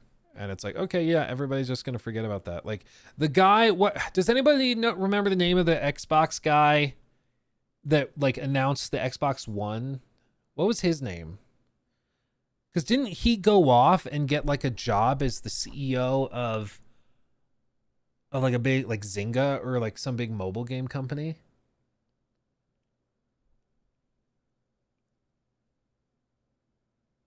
I think so. Matrick, that sounds right. Matrick. Don Matrick. This guy. Yeah. Known for, he was the former CEO of Zynga. Did he leave? Let's see. So on July 1st, 2013, it was confirmed that Matrick was leaving Microsoft to join social game company. What a weird way of saying mobile game company. Zynga as CEO. Wall Street investors thought positively of Matrick's appointment. Zynga's share greatly rose the day the news was made public. On his first quarterly financial earnings call with Zynga on July 25th, 2013, Matrick predicted volatility for the company in the coming 6 months to 1 year, stating a need to get back to basics and take a longer-term view on our products and business. By 2015, Zynga was struggling to achieve the success in the mobile game market that they intended, largely seen in their falling and stagnating stock price. On April 8th, 2015, it was announced that Matrick would immediately resign as Zynga CEO and was replaced by founder Mark Pincus. Regarding Matrick, Pincus said, he got us in the game in mobile in a big way, and I'm appreciative of that. So he even got booted out there. Oops. But he destroyed like the Xbox One launch. That was his whole thing. He was the guy right before Phil Spencer. Phil Spencer replaced him. And he bailed to go and screw up Zynga too. he just bounces from one screw up to another. Like, it's just amazing. But somehow, like, these guys just bounce around. Like, he was the president of interactive entertainment business at Microsoft. He had been at EA for 15 years before that. Yeah, he founded in 1982 Distinctive Software, which was later acquired by EA in 91 and renamed to EA Vancouver. EA Vancouver being the guys that run, like, they've done all sorts of stuff with FIFA, NHL, 1,300 employees. It's crazy. But yeah, let him be the CEO of another multi-billion-dollar company. It'll be fine. Whatever. Yeah.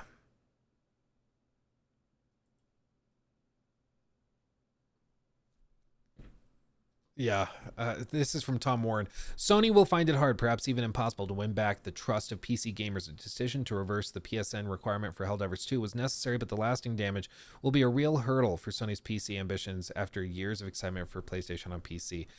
But what does that actually mean, though? What does the hurdle mean? Do you mean that PC gamers will be less likely to buy stuff? I'm not sure if that's the case. I think they'll still buy it. They'll just be very cautious about it now. I don't know if it's like say they announce that God of War Ragnarok is coming to PC. I think people still buy it. You know, like I don't think that this really changes that. Now, if they announce that it's coming and it requires a PSN account day one, and that's like the immediate thing that they do, there might be again some initial frustration and drama with it. But I still think it sells 1 million copies, right? I still think it sells 1 million copies. All of this is happening just as Sony is days away from launching Ghost of Tsushima on PC with a PlayStation overlay and trophy sync system that's meant to help bridge the gap between PlayStation and PC. Yeah.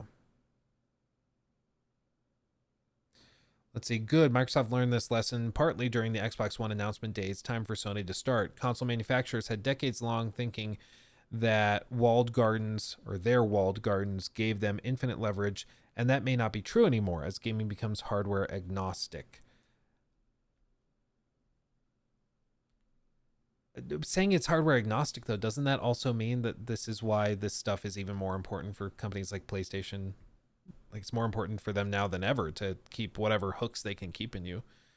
Microsoft also lost a lot of trust of PC gamers with Windows or games for Windows Live, and then the UWP Microsoft Store push, it's never really fully recovered from that. Oh yeah, dude, do you remember games for Windows Live? Dude, that was ridiculous. I still have nightmares about that. Yeah, this, by the way, this is why I and some other people have been speculating that PlayStation's working on probably their own launcher. They've done all this work to build out this overlay within games, their games on PC, and I think they are probably a year away from just announcing their own launcher. And everything's gonna explode. The internet's gonna explode. If you thought the Helldivers 2 stuff was bad, I can't imagine they would delist it on like certain platforms, but then again, I didn't think they would possibly blow the goodwill of Helldivers 2 either. But even if they just start releasing future games on the PlayStation launcher exclusively, I still think that it is received horribly. But the fact they were willing to do all this stuff over Helldivers, to me, says that they probably are not that worried about this stuff. Yeah.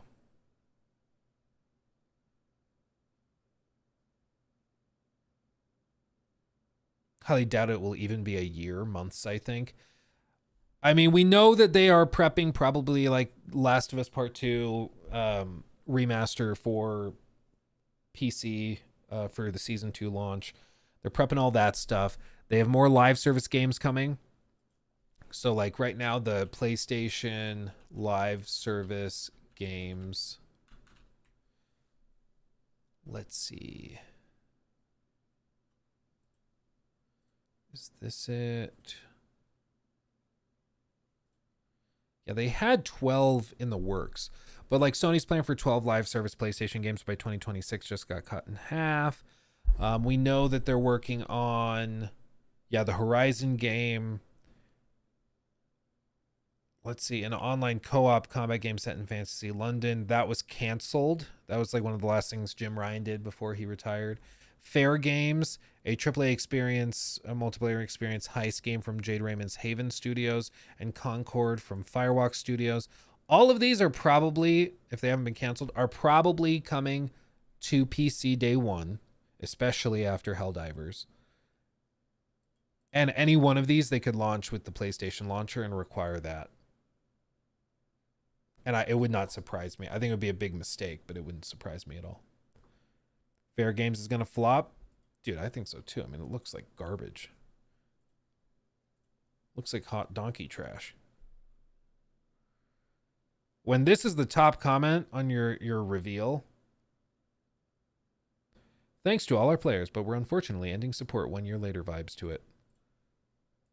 Like, it's just the most weirdly generic and yet cringe, like Sweet Baby Inc. inspired mess that I've seen in a minute.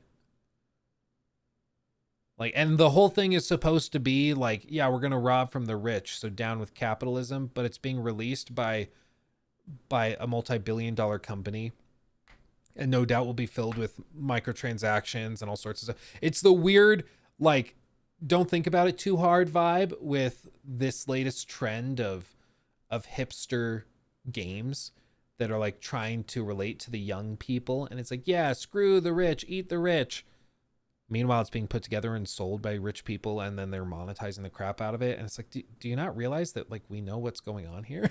You know, like, what are you talking about? What's the dislike ratio? I don't have the thing attached here, but it's bad. It's like 40,000 downvotes or something like that. It's pretty bad. But this didn't get canceled, and the Last of Us game got canceled.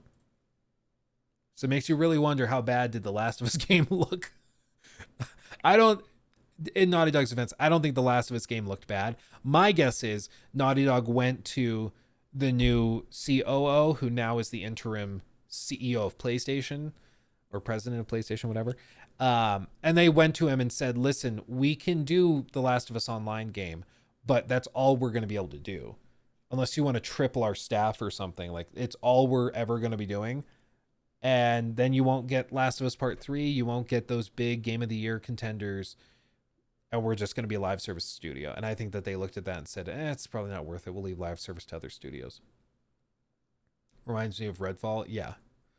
And bear in mind, this is all cinematics. This isn't even like actual gameplay.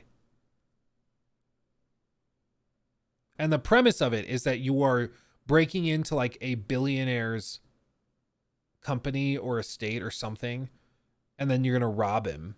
And this is supposed to be like an extraction, whatever. Your chance to rob the rich and rebalance the scales. Fair Games is a competitive modern heist game where you team up to break into exotic locations and steal the cargo. The twist: you not only need to outsmart the guards and security systems, you also compete against other teams. Crews that extract with the most loot and flair, oh my god, there's flair, might just rise to the top of Fair Games. Take it till you make it. Who will you recruit for your first crew? And then they put the hashtags in. Hashtag take their money. Hashtag take it till you make it. Hold on. What does the hashtag take their money actually say?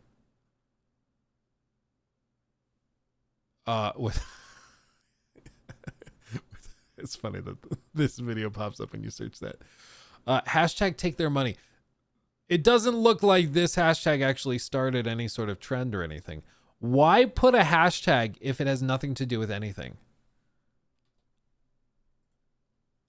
I don't get it. They also advertise sandbox mechanics as well, although the details remain less known. According to the blog, Fair Games came from a desire to create a new type of PvP game with emergent sandbox gameplay. Man, when I first saw this trailer start, from the font and color choices, I immediately thought it was just an updated trailer for Hyenas by Creative Assembly. Kind of surprised that the game was the same concept. Apart from being involved with the OG AC, Raymond Deff hasn't put up much of interest for someone with such a high profile. Look like a let's rob rich billionaires with smileys on top garbage trying to be hip, edgy, and cool multiplayer Watch Dogs clone I expect from Ubisoft instead of a cool new first-party IP. Yeah, AAA multiplayer experience. I think maybe these companies are starting to realize that's maybe not a selling point. Maybe when people hear that, they get turned off to it. It's like, oh, especially after Helldivers, it's like, no, people kind of want a AA or maybe an indie style one. Man. Harvey, thank you for that super chat. As someone who is a huge Payday 2 fan, would rather get sick with gastro than play that game. Jeez, dude. It's another one of those where it's like, who asked for this? Like, literally no one asked for this.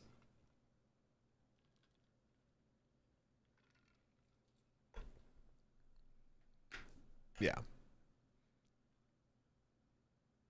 And that's, again, like, that is not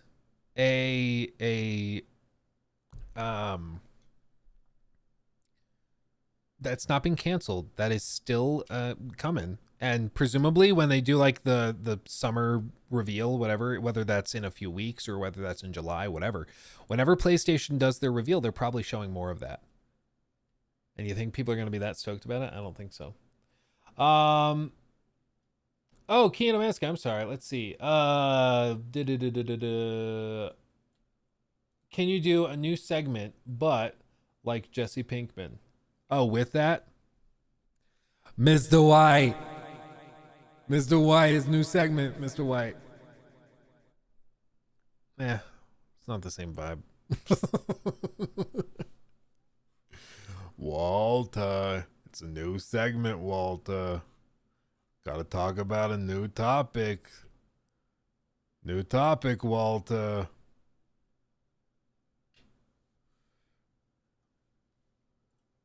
Gotta stop talking about Starfield, Walter. It's getting old. Oh, wow.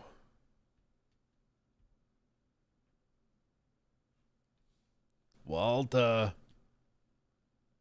Oh, yeah. Bitch. New segment, bitch. Oh, man. Oh, golly. Okay. Well. All right. Oh, wait, dude. What? Oh, see, sometimes the YouTube algorithm gives you a gift. Look at this. Oh, wow. Oh, wow. Look at this. Okay. Also, thank you, Elitist Edits, for the 5. Sony should have brought back SOCOM because they could have competed with Microsoft with COD. Or could compete with Microsoft with COD. Yeah, their choices with live service stuff is just a bit of a disaster right now. It's really a mess. But look at this. Okay. This just came in my recommended feed. Oh, sorry. Mr. White. Walter. New segment, Walter. Bitch. There you go. Cover all the bases. So look at this. This is a full uncut giggity E3 2008 Xbox 360 live demo presentation with trailer featuring Todd Howard. Uploaded July, well, not uploaded, but this was originally posted July 15th, 2008. Wow.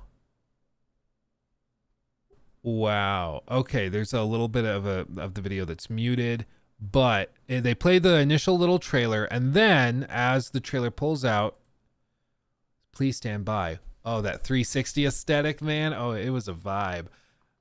Then the man comes on stage. Bethesda Game Studios.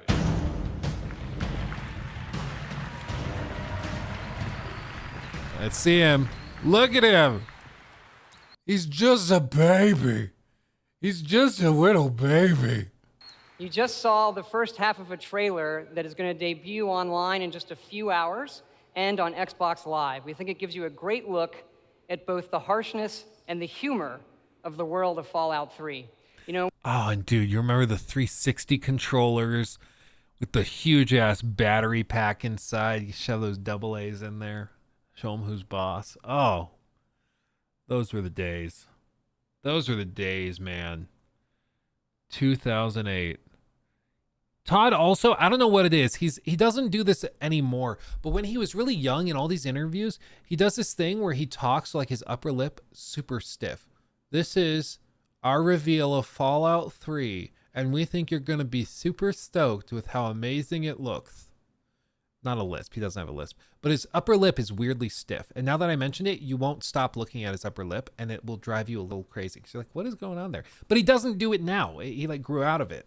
He was doing it in his 30s, but now he's in his 50s, and he's not. I think he's in his 50s.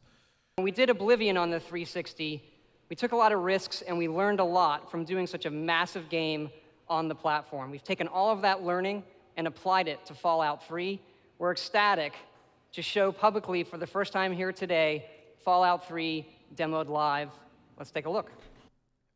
Live demos, man. Those were the days. Those were the days.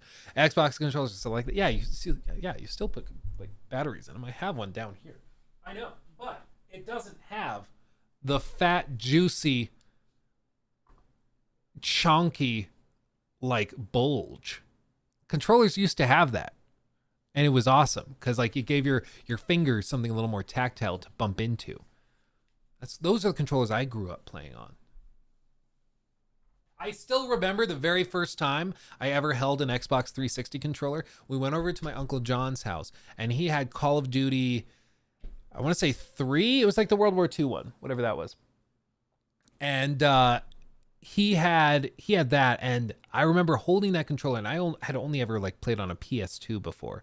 And PS2 just had the little, bumper buttons that were just, they weren't analog. They didn't have physical movement to them. It was just click or not click. And when I held the 360 controller for the first time, and I remember feeling like it felt like you were actually pulling a trigger when you fired the gun in the game, it blew my mind. It blew my mind. It was amazing. It's great. Man, those were the days. It was so easy to be impressed. It was so great. World at War? I don't know. It was whatever one was on the 360. I guess there were a lot of them on the 360. I could probably dig back. Maybe Call of Duty 2? I don't know. It was a good time. A live demo. So here's Fallout 3. The game takes place in post-apocalyptic Washington, D.C. in the year 2277. What color should our game be?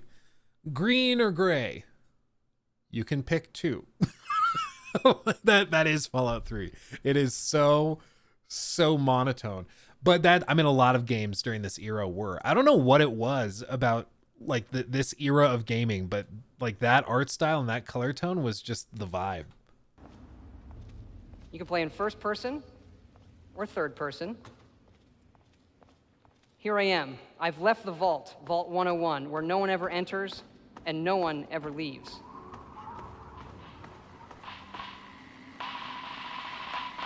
Here we have an iBot, broadcasting the word of the Enclave, the last remnants of the US government. On my wrist is the Pip-Boy 3000.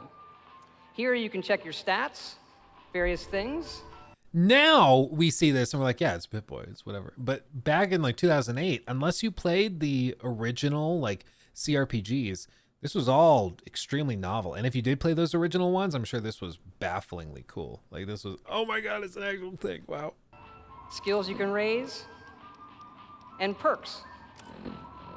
I happen to have the Bloody Mess perk, which lets people die in ridiculously violent ways. I also have various weapons that I can kill people in ridiculously violent ways. And I also have radios, so I can pick up broadcasts that are happening out in the wasteland like Enclave Radio.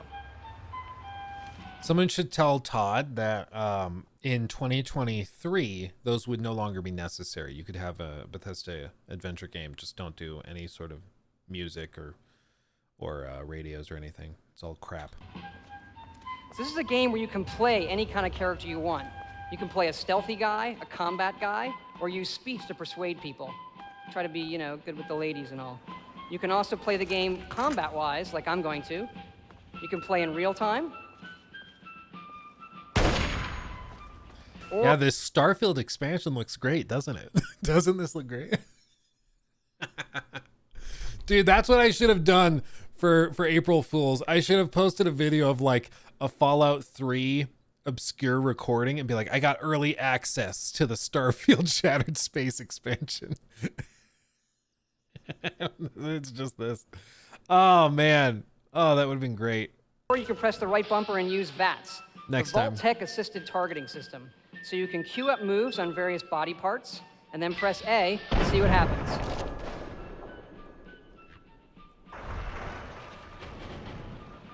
That never gets old. Gonna switch to grenades here.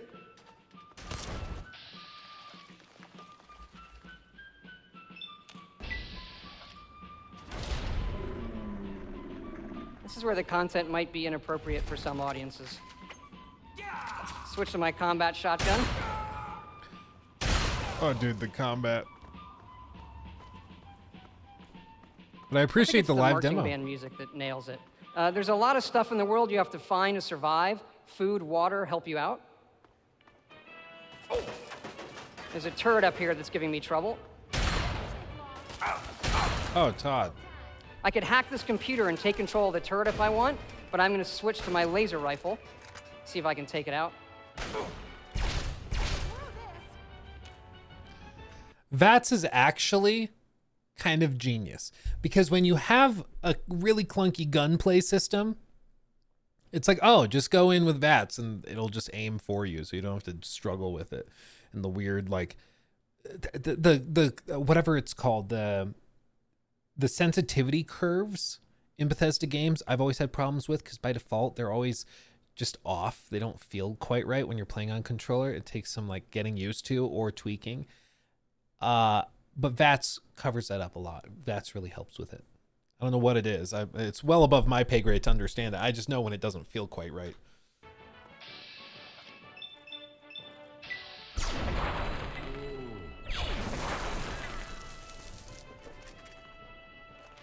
Again, this is a huge game with over 100 hours of gameplay. It's a wide open world. You could walk right down to the center of Washington, D.C. and ride the elevator to the top of the Washington Monument.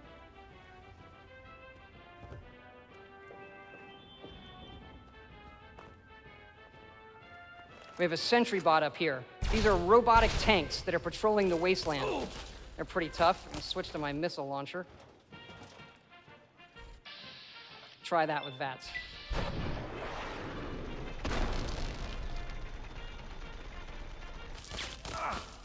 Switch to a pulse grenade. This will give him an EMP blast. Look at this, man. Live demos, dude. And again, this is a game that reacts to how you play it. You can be a good person, you can be a bad person, or anywhere in between. Perhaps you'll make friends with the Brotherhood of Steel, who have turned the Pentagon up here into their own personal citadel.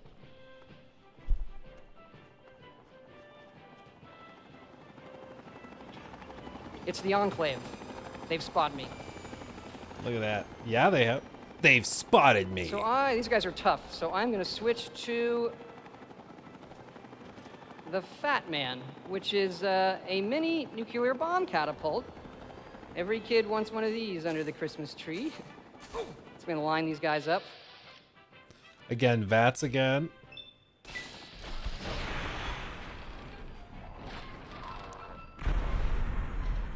There go the frames and the Enclave. Pretty effective weapon. So that's our demo of Fallout 3. Hope you all enjoy it this fall. Isn't that just kind of fun? Isn't that fun? What, dude, my algorithm is on point. That's wild. Yeah, the Fat Man wouldn't fly nowadays as a name. Yeah, they'd have to call it the large being or something. You can't the plus size launcher, something like that. Yeah. Luke, with you being an expert in all things Todd, how well do you think he'd do in a post-apocalyptic America? I don't know any of the inner workings of Todd's daily life, despite what Reddit may think. I have not spent time with him or anything. My understanding is that he likes the finer things in life. You know, when he was on stage at E3 2019 with Elon, he talked all about his love for fancier cars and dinner parties and stuff. So I think he's a bit bougie. I'm not sure if if he would survive, it would be like as a mogul or something, you know, running a faction basically. Which honestly, if a Fallout apocalypse were to hit and I found out that I was living close to a faction that was run by Todd Howard, the guy that made the games that covered this stuff, I'd probably go and join his army. Let's be honest. We all would. Just imagine that. It'd be great. Follow him blindly. That's what we would all do.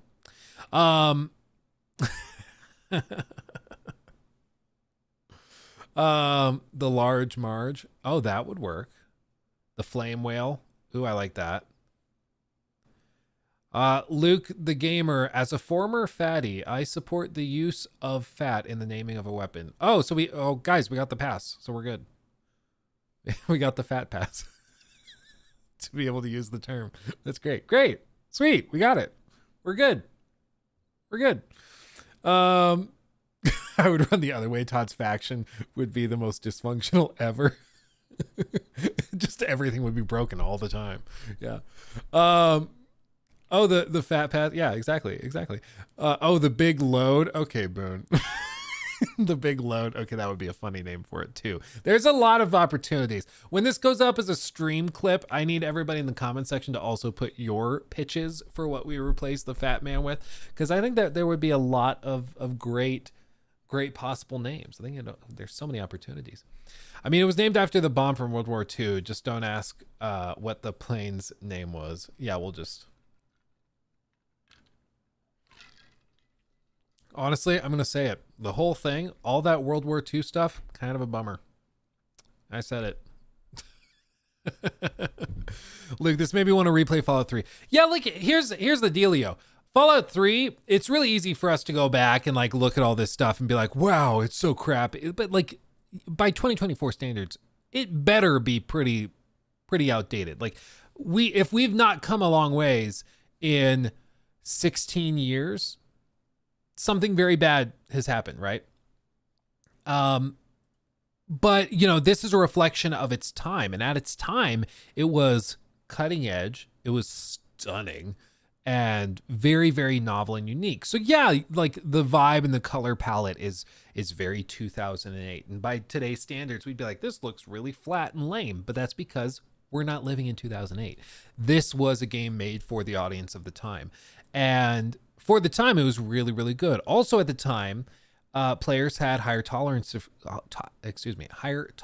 for certain things like bugs or glitches and weird behaviors of games and stuff. And that's why Fallout 3's clunkiness was forgivable. I remember watching a Mr. Matty Plays video back, but in the lead up for Fallout 4 back in like 2013, 2014.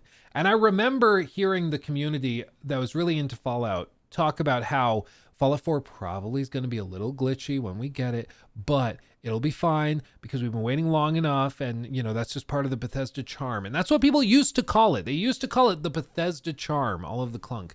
And that was an artifact of the time, I think. I don't think that they can get away with it anymore, but back in 2008, beggars couldn't be choosers, and so when you got a game, you were just happy you got it, and if it was a little buggy or clunky, yeah, it'd be great if it wasn't that way, but it's just part of what we've come to expect, you know, from them. But nowadays, it's not tolerated. And honestly, the VAT system is a genius way of dealing with the combat not being great in Fallout 3. I mean, it's an example of them coming up with a feature, I think, that enhances the gameplay significantly. Instead of just adding on another side activity for you to engage with, it actively makes another system really, really good and makes it better. And so, you know, this stuff, all these levels, I remember, and I've explored these levels just like you guys have. And, you know, it's not as smooth as the live demos making it out to be, with the vertibird just landing right in front of you just so nicely and everything. It's usually a little bit more stilted than this, but it's a game that was made for its time, and it was really, really good at the time as well. Nowadays, you'll play it, and it will show its age, but it still is a remarkable game, and I think they do deserve some credit for it. If it released as it is today, of course, it would be, it would have major problems or be issues with it. But for 2008, BGS was at the top. BGS were at the tippy top of their game, and it's just a little surprising to see how they've they've struggled to kind of evolve with the times. And I think that's the bigger thing. Is like there's a time when they were at the cutting edge. Like one of the other funny clips I saw a while back was Oblivion at E3. Let me see. Maybe Making of Oblivion. I think this is it. So there's a full documentary on this. Maybe we'll watch it on stream one day. But they eventually took Oblivion to E3. And, you know, I'm going to just check the transcript. It was like, they were talking about the graphics. Graphic, no. Forest. They mentioned the forest. I think this. Let's see this. But it's got good epic fantasy demon stuff at the end, which I think the kids like.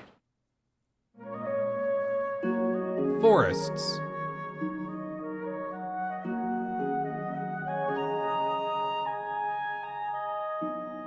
Yeah, the forest stuff for us has always been the kind of rendering-wise the craziest thing that we trying to do, and the thing that also has the biggest visual impact of the game. People see it, wow, you know, I've never seen that before. Usually when building a scene like this, I start out by... This was funny because they were showing the process of it, and they filmed it by pointing the camera at like the computer screen and then using the reflection of the person instead of doing a separate like computer screen capture and stuff. It's really, really funny. It's very 2008. But where do they go to E3? Because there's a part where they go to E3 and everybody's talking about how amazing the graphics are. So how about this? How about a brand new, full-featured, next-generation role-playing game in the launch window? Morrowind was one of the best-selling role-playing games ever on the Xbox. The sequel to this incredible game is called Elder Scrolls 4: Oblivion. It promises to feature one of the largest open-ended worlds ever created for a video game. It also includes thousands of characters that are governed by groundbreaking AI. These characters eat, sleep, and complete tasks all around the clock.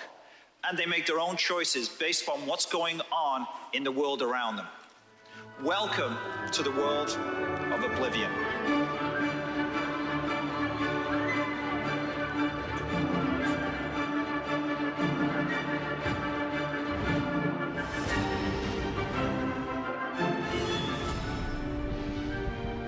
Hi, I'm Todd Howard of Bethesda Softworks, and welcome to our presentation of the Elder Scrolls 4 Oblivion. That's what E3 used to be like. It was like little rooms where you'd go into private seating areas, and then there'd be a dev that just shows you the game, and then you go about your business.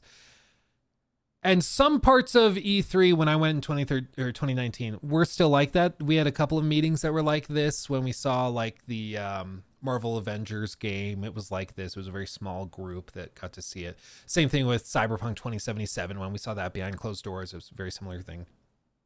So there's still remnants of this, but I think people imagine most of this stuff is like big showrooms and conference halls and stuff, or concert halls, and it's just not how it typically was. It's usually people from like IGN and GameSpot and people just sitting in chairs like this right next to Todd, and he walks them through the game.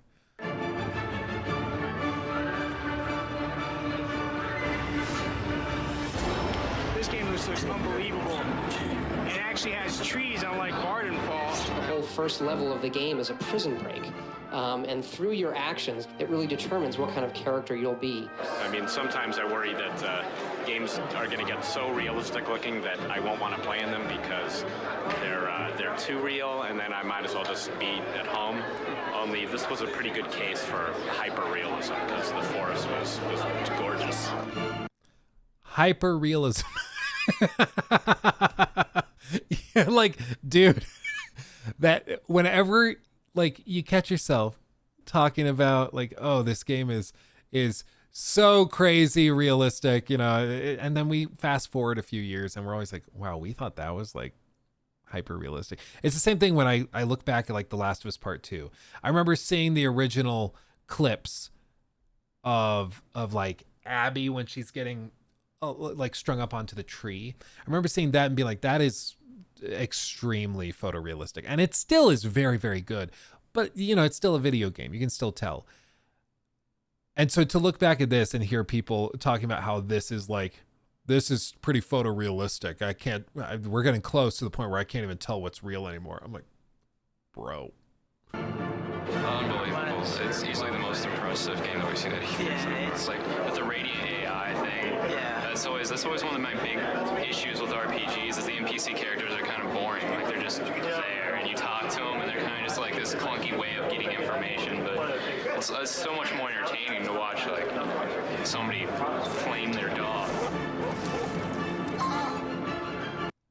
Can you imagine if they put that in a demo today where it's like, yeah, this lady got upset at her dog for barking, so she lit it on fire. People would be like, cancel this studio. This is ridiculous. They shouldn't be tolerated. It's wild. Man. Yeah, dude, the original Final Fantasy VII was a marvel at its time. Looking back at it now, it's just a bunch of triangles got into a fight. Yeah.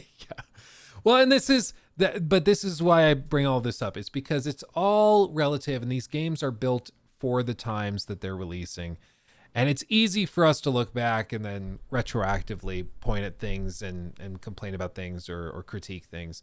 But it's why I haven't done like a lot of critiques and stuff for games that I was not present for, because like I wasn't playing games at the time that Fallout or rather like Oblivion came out.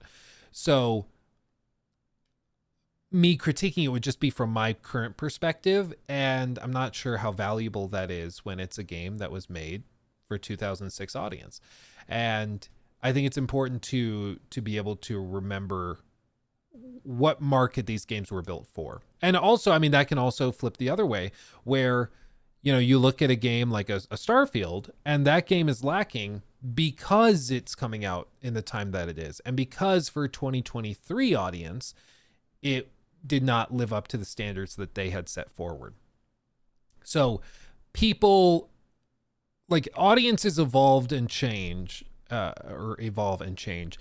these studios have to do this really tough thing where they have to not just adapt and evolve with the audience, but they have to see where it's headed and meet them there. Like, they have to know where the market's going to be in 5 years when this game is coming out. Otherwise, you end up with a game like a Suicide Squad that's been built pretty much originally designed in 2017, when it probably would have done pretty well if they had dropped it right then and there. But it took so long to actually get out the door that by the time it releases, it's terribly out of date. It feels like an old game that's monetized and built in really outdated manners, and it does nothing new or fresh. And so devs have a tough job, certainly, but that's why, you know, they are charging $70 a pop for AAA games. You know, it's literally their job, you know. Yeah, Starfield was made for a 2006 audience too. If Starfield had released before No Man's Sky and Star Citizen, then it probably would have been seen as an amazing game at the time, but it's just not acceptable anymore. Yeah, and I think that that's probably fair. If it had dropped in 2015, like if you replaced Fallout 4 with Starfield, I do think that it would have been received way better. But in the age of No Man's Sky, especially post updates and expansions, and in the age of Star Citizen and everything, and with the modern like open world data streaming where you're just able to freely explore in all of these games without any load screens or anything, it just feels really outdated. And that's one of those things where I think gamers just are not as tolerant of it as they used to be. Graphically and functionally, Starfield is the best released Bethesda game. That is true. I would agree with that. I think in terms of polish, it's the best that they've ever done.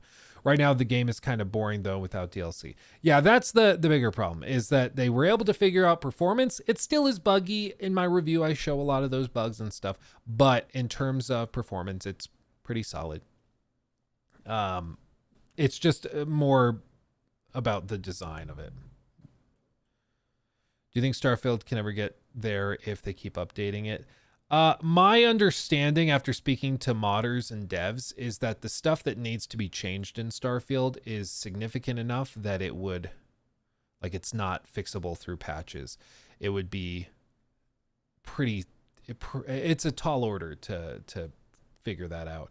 So I don't think it'll be as simple as just some patches, because I think the way that you fix Starfield is by fixing like the fish bowls. I think it's by fixing navigation, fixing the constant load screens and stuff like that.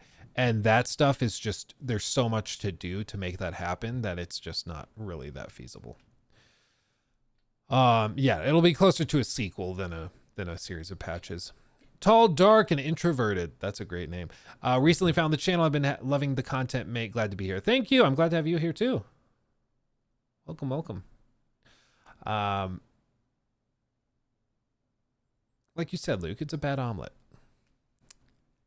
Yeah, it's a bad omelet. And when there's a bad egg in the omelet, you can't just cut off a piece of it and be like, yeah, see, I cut out the bad omelet. It's like, no, like the bad egg is mixed into all of it. You can't just get rid of it. It's through the whole thing. You could probably do some like crazy omelet surgery or alterations or some sauces to cover up the bad taste. But at the end of the day, it still has a bad egg in the omelet, you know, no matter what. No matter what. Add BBTV emotes on YouTube too, Luke. Can you even do that? It's a plugin. You guys can add it to your browsers, but I don't think I can add it on the YouTube side. The more members we have, the more emotes I can add on our end, but I don't think I can just enable those. Yeah, you can put makeup on a cow, but it's still a cow. Yeah.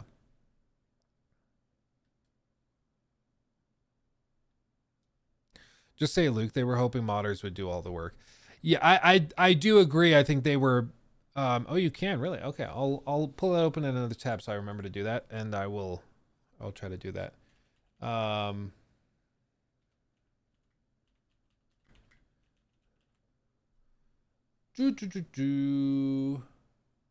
Okay, I will work on getting that added for next stream.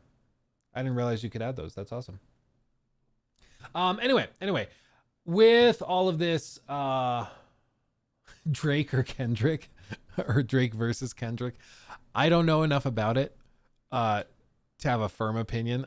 All I know is that from what I've heard and seen, it's like, you know, Drake is like, and you a poo-poo pants, you're a pee-pee pants, stupid, and you're short. And then Kendrick just comes out swinging with, yeah, well, you have a daughter and you're also kind of a pedo and everyone hates you and your music sucks. Like he went 0 to 60 real quick. I'll tell you what, real quick. Dune Light finally caught a stream. Hey, Luke, do you plan on playing Ghost of Tsushima on PC in 10 days? Yeah, I'll be checking it out. I'm excited. It's by Nexus, or Nixis. I never know how to pronounce it. But they always do a really good job, it seems. Yeah. Luke, if Todd said tomorrow, guys, we're moving to UE5, what would be your take on that? I'd be pretty stoked, because at the very least, I'd be like, okay, they're trying to change and evolve. My biggest problem with BGS at the end of the day is just that there are problems with their games that they refuse to acknowledge, and they just like to stick their heads in the sand and keep doing the same thing over and over again. And it drives me crazy, because I'm like, Starfield's problems could have easily been spotted well in advance if they just were open to critique. Like if they had just been open a little bit, if they had welcomed a couple of more critical thinkers into their midst, they could have looked at the game and within 10 minutes told them, yeah, this isn't going to be received that well. This is kind of a mess and it gets super boring.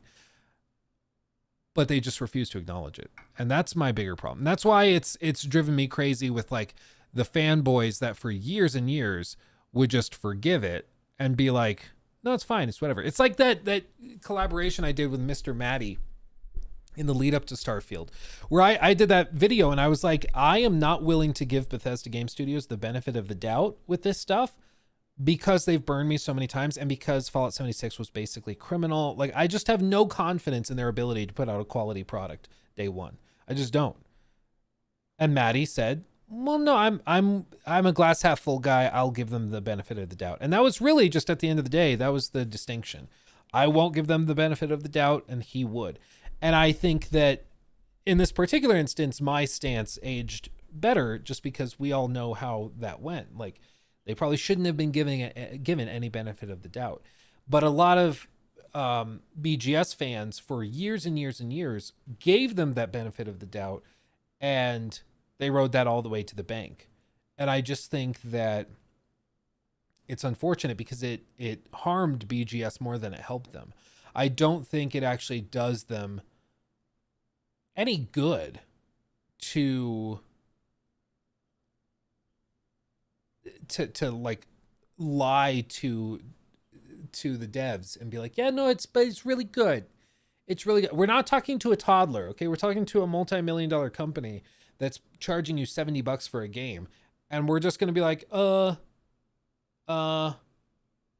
but it's not great, but like you did a good job, and you guys are really trying your hardest, so good job. Finheim, trying to be optimistic, maybe Starfield's failure will help them realize they can't keep making the same mistakes, and fans will always forgive them. Yeah, I would hope so, but that's the thing. Even with this, like, Todd only goes on to Kind of Funny Games to talk to Greg Miller. And he says, because he's like a fan of Kind of Funny Games and Greg, and they've known each other for years and years and years. And he goes on there, and when he's asked like a serious question about the reception of Starfield, Todd just flips it around and is like, well, you know, we were really blown away with how well the game held up, with how many millions of people were playing it. It was the most people that have ever played one of our games. And some people loved it and some people loved it less. But it's because they were expecting the game to be different than it was. They wanted Fallout or an Elder Scrolls, and it wasn't that, so they just were disappointed because of that. It's like, bro, you're not acknowledging the simplest and most clear-cut problems with Starfield. And that just, to me, drives me a little crazy. And like, it's one thing, you know, I understand that Greg asked good questions, but somebody in the YouTube chat in the video I did on it raised a good point where they were like, yeah, he asked a good clip, but it was not like he didn't follow up on any of it. There was no pushback or anything. And I think that's precisely why Todd went on that show. Naturally, I think I don't think Todd would ever talk to me. For one, I'm a weird guy. I have a literal candle of him that I light whenever talking about him. Yes, because it's funny, but it's for the memes. But I would understand if he didn't necessarily want to come on to my channel and talk. But also he doesn't probably want to come on to channels with people like me just because, like, yes, my video on him will get a hell of a lot more views. I think my video talking about that interview has like 3 or 4 times the views of the actual interview itself, which is wild. But even though the exposure would be higher, I don't think he would come on and talk just because it's, I think, too much of a risk for him to come into a place where there's going to be some more pushback. Yeah, well, and I agree, and I'm like, on the one hand, it's like, well, what do you expect? Like, what do you expect him to do? Do you expect him to be like, yeah, a lot of people didn't like Starfield and found it really lacking, and they had valid problems. Like, yeah, we could, what do you expect him to say? He's going to beat around the bush, do the salesman thing. I agree, he's going to do that. I would just appreciate more of a candid response. Like the response from people, whether you look at Hello Games or Kind of Funny Game or Kind of Funny or CDPR or any of these other studios that have made really significant turnarounds for their games, they take the feedback and they acknowledge it very plainly and directly. And they say, yeah, okay, so you don't like this part of the game. Okay, interesting.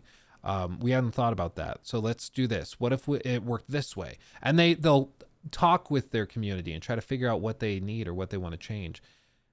With BGS, they don't do that. They like joke about not reading negative reviews and stuff, but I don't think it's a joke. I don't think it's a joke. I really don't. I just think they seriously like stick their heads in the sand and are just like, nope, it's whatever. It's fine.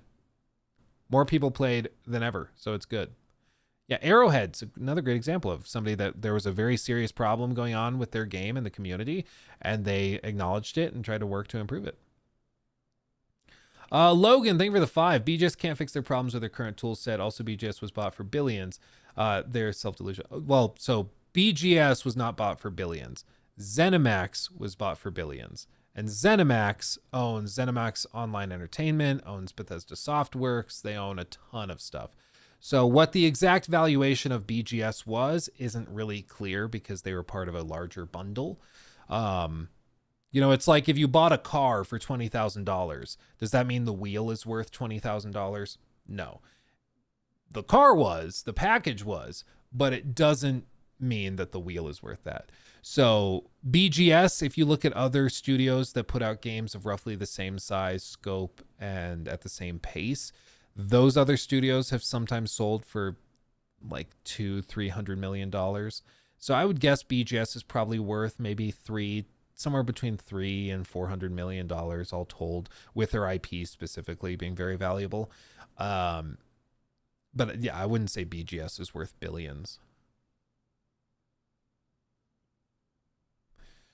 Unless you're being like hyper generous with valuing the IP.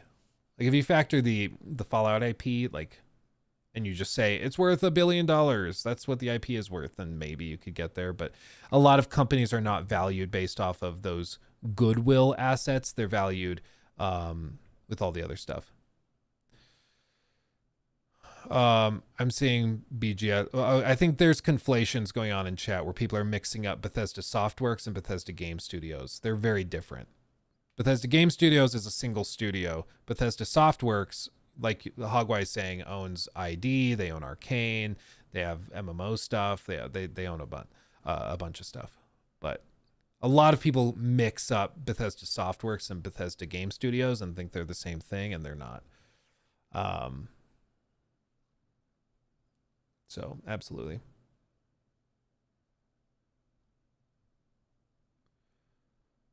Do you think Obsidian's going to want a BGS with the Outer Worlds 2? No, I don't think so, just because they've not gotten the big, like, the big budgets to do stuff, and even then they've struggled to break out of, like, the 8 out of 10s range. So I don't know.